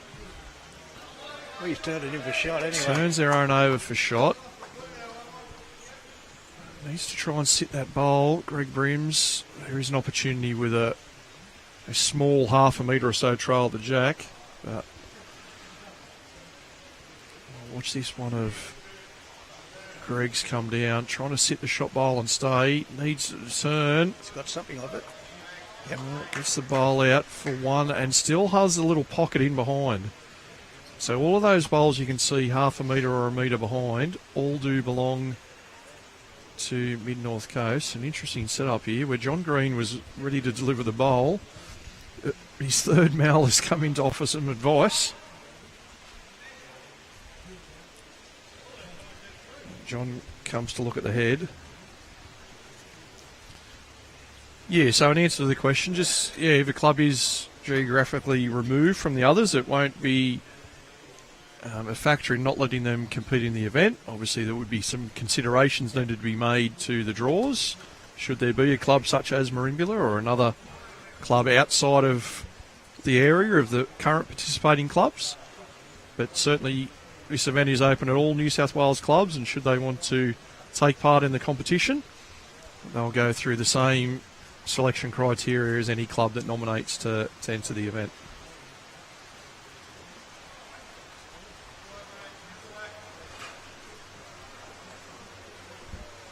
So John just trying to draw or get in behind. If he could turn his own bowl in front of that pack, it would be a help. He hasn't quite done that, so Greg has an opportunity. Trail the Jack about half a metre. It's an incredibly hard shot. I'm not sure if it's picking up on your audio at home, ladies and gentlemen, but the rain getting incredibly heavy again. Yeah, somebody mentioned earlier that it was lightening up. Lightening up in preparation for Saturday, no doubt. Maybe the lightening up was in reference to all these nice lights that we've got out in front of us. So Greg Brims, last chance, not a big opportunity, but almost a must-take opportunity. A small touch of the Jack here can make 4 or 5. A tough shot. They are holding at least one. Not going to get there. We're not sure after that whether there's any more. We're about to find out. It's like the bowls at the front of the head are the closest for Illawarra. Bowls behind the Jack the closest for the Mid-North Coast.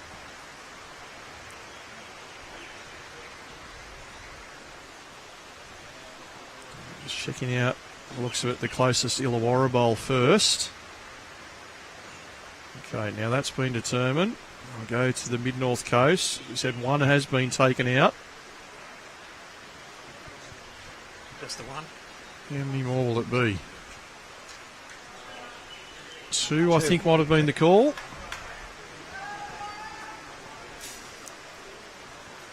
So that leaves us 60 ends played, 3 to go, 2 on our feature drink, and 1 to go next door, which is part way through between Rod Farmer and Eric Johannes, and it's 11 shots the gap. So still mathematically possible. As Mid-North Coast attempt this longer end, going towards the top green area here at Cabramatta. Looking at some of the people turning up, looks like Cabramatta might have some practice here this evening. Yeah, I see a few of their platinum squad here. They may have a training session on tonight. I know there's one currently going on at my club at Warilla, which I'm missing at the moment. How often do your top team practice? I guess everyone's allowed to do their own thing, obviously, and then we do have a structured Thursday afternoon, evening session, 4 till 6 p.m. You do that on the indoor? We do, yeah. We do that on the indoor. Certainly during the season, that's where all our home matches were played. Yep. I think there probably may have been a possible look at an outdoor practice today. However, conditions down at Warilla would certainly not allow that today. So those that are practicing will be in on the indoor. And all of those players certainly know how to play no matter what club that's participating in the event. So it's more so just getting together as a team and just building that rapport as much as anything else, as we see. As been talking about earlier, but not pretty see many jacks in the ditch, and now we've seen one. Jack movement. So there's a dead end next door. Illawarra have killed the end next door. Brian Suckley. He's out of bounds. So our Leeds have played their 2 bowls here. It is Michael Taylor with the advantage. He has shot bowl and the deepest one as well. So Joe Leo looking to consolidate here. If it's not counting, it's certainly getting to that good area, and they've grouped some bowls together. Importantly, holding 2. Need a lot of things to go right. But I feel they've set things up as well as they can at this point.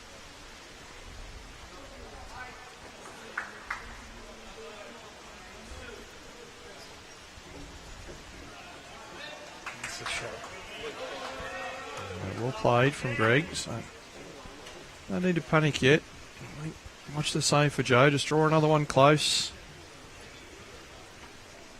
You can then assess where Illawarra's next bowl goes before making any decisions. Really want this to get past the front bowl.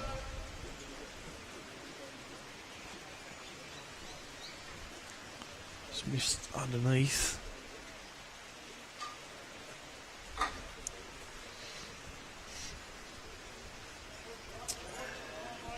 Good start for Mid-North Coast on the far ring, on the middle ring. Greg's second one just going to go through. So second and third closest, Mid-North Coast. I think at this stage it's still drawing in close. That was the call from Greg Brims to Rocky Stone. The jack's on the tee.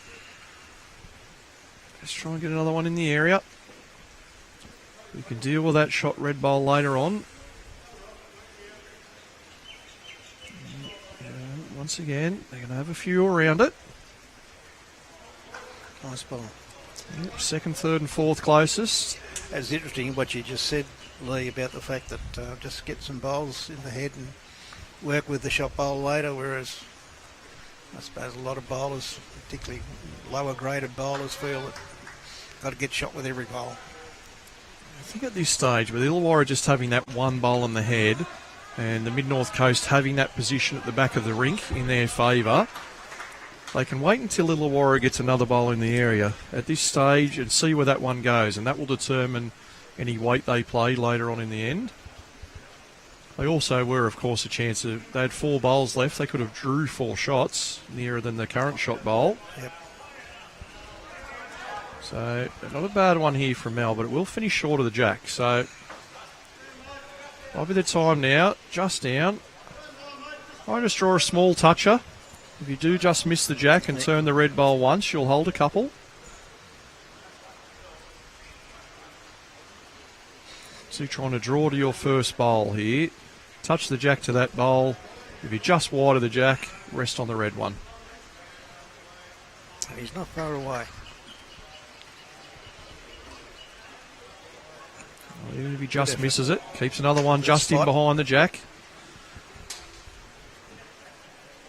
So they've given their skip a chance. All you can do at this stage of the game when you need these big counts is hopefully have an opportunity. This one's going to pull up just short as well. Okay, so for Greg Brims, work out how many bowls you have closer than the second Illawarra bowl. So we know that red bowl just behind the jack belonging to Illawarra is the shot. But how many Mid-North Coast bowls are closer than that second blue one on the centre line in front? At that stage now, try and get a few rolls out of this red one with your first. If you do happen to do that, you'll hold at least 2. And then you'll have 5 or 6 bowls there pocketed together at the back of the rink on that left-hand side of the jack, which you may be able to work with your second. So need a lot of things to go right. But there is an outside chance here of picking up to a 7 if everything goes right on this end.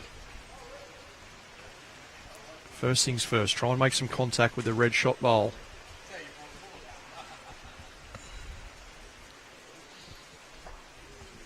Well, Brought his own bowl in closer.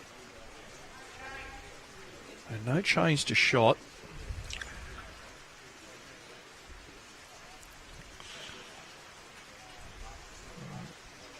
Really big scores probably out of the equation at the moment for Mid-North Coast. However, there are multiples still possible. It depends on where this bowl of John Green finishes. He's played it with really nice weight. They turn their own short bowl through. Well, I think the shot here, and he's going to be tricky, is to put the jack in the ditch, try and go pretty firm, hit the jack in the ditch either through that gap or over the pack, and hope the bowl that you play in your hand collects the red shot bowl. With the chance of killing the jack, but if you can get the jack in the ditch and the red bowl out of play, you'll hold at least 5. Well, it is firm weight. Needs a bit of luck from the side here. Catches the red. So it's 1 to Illawarra. And they're looking at next door. I think this will be a very, very conservative attempt, if any, from John Green. Well, yeah, it calls the same shot, but a very experienced bowler, John. He's turned to the other hand. He's going to push up. Well, he's staying down here. On a tightish line. What does he connect with? He's a very conservative. Didn't get there. One to Illawarra. 12 in 2 ends. Yep, and they're not looking pretty over. Mid-North Coast holding over 1. on the other end. Yeah, Mid-North Coast were holding 1, I think the call was, next door.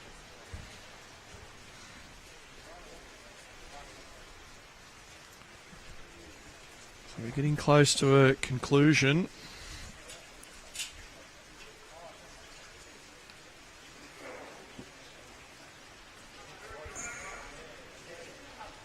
Terrific effort from both of these sides to make it all the way through to the final.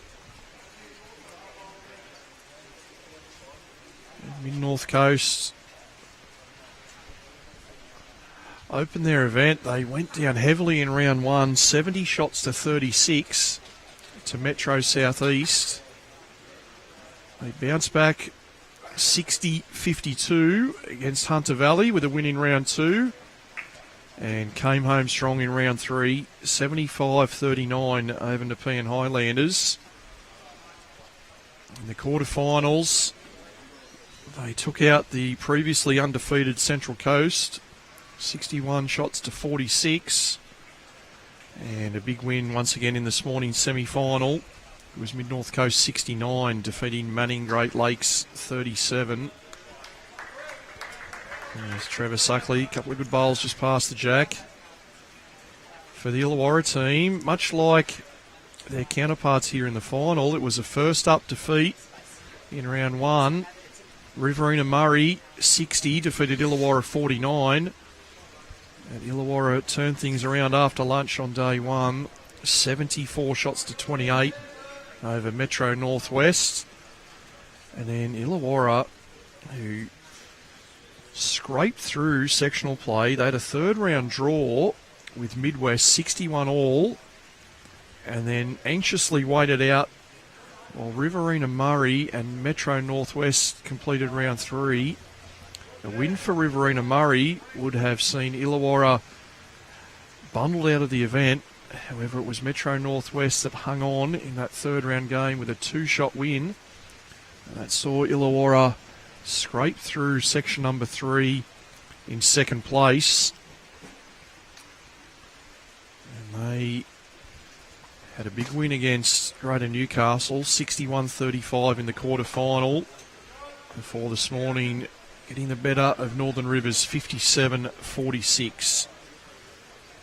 So interesting to see that both of these finalists defeated in round 1, turned things around quickly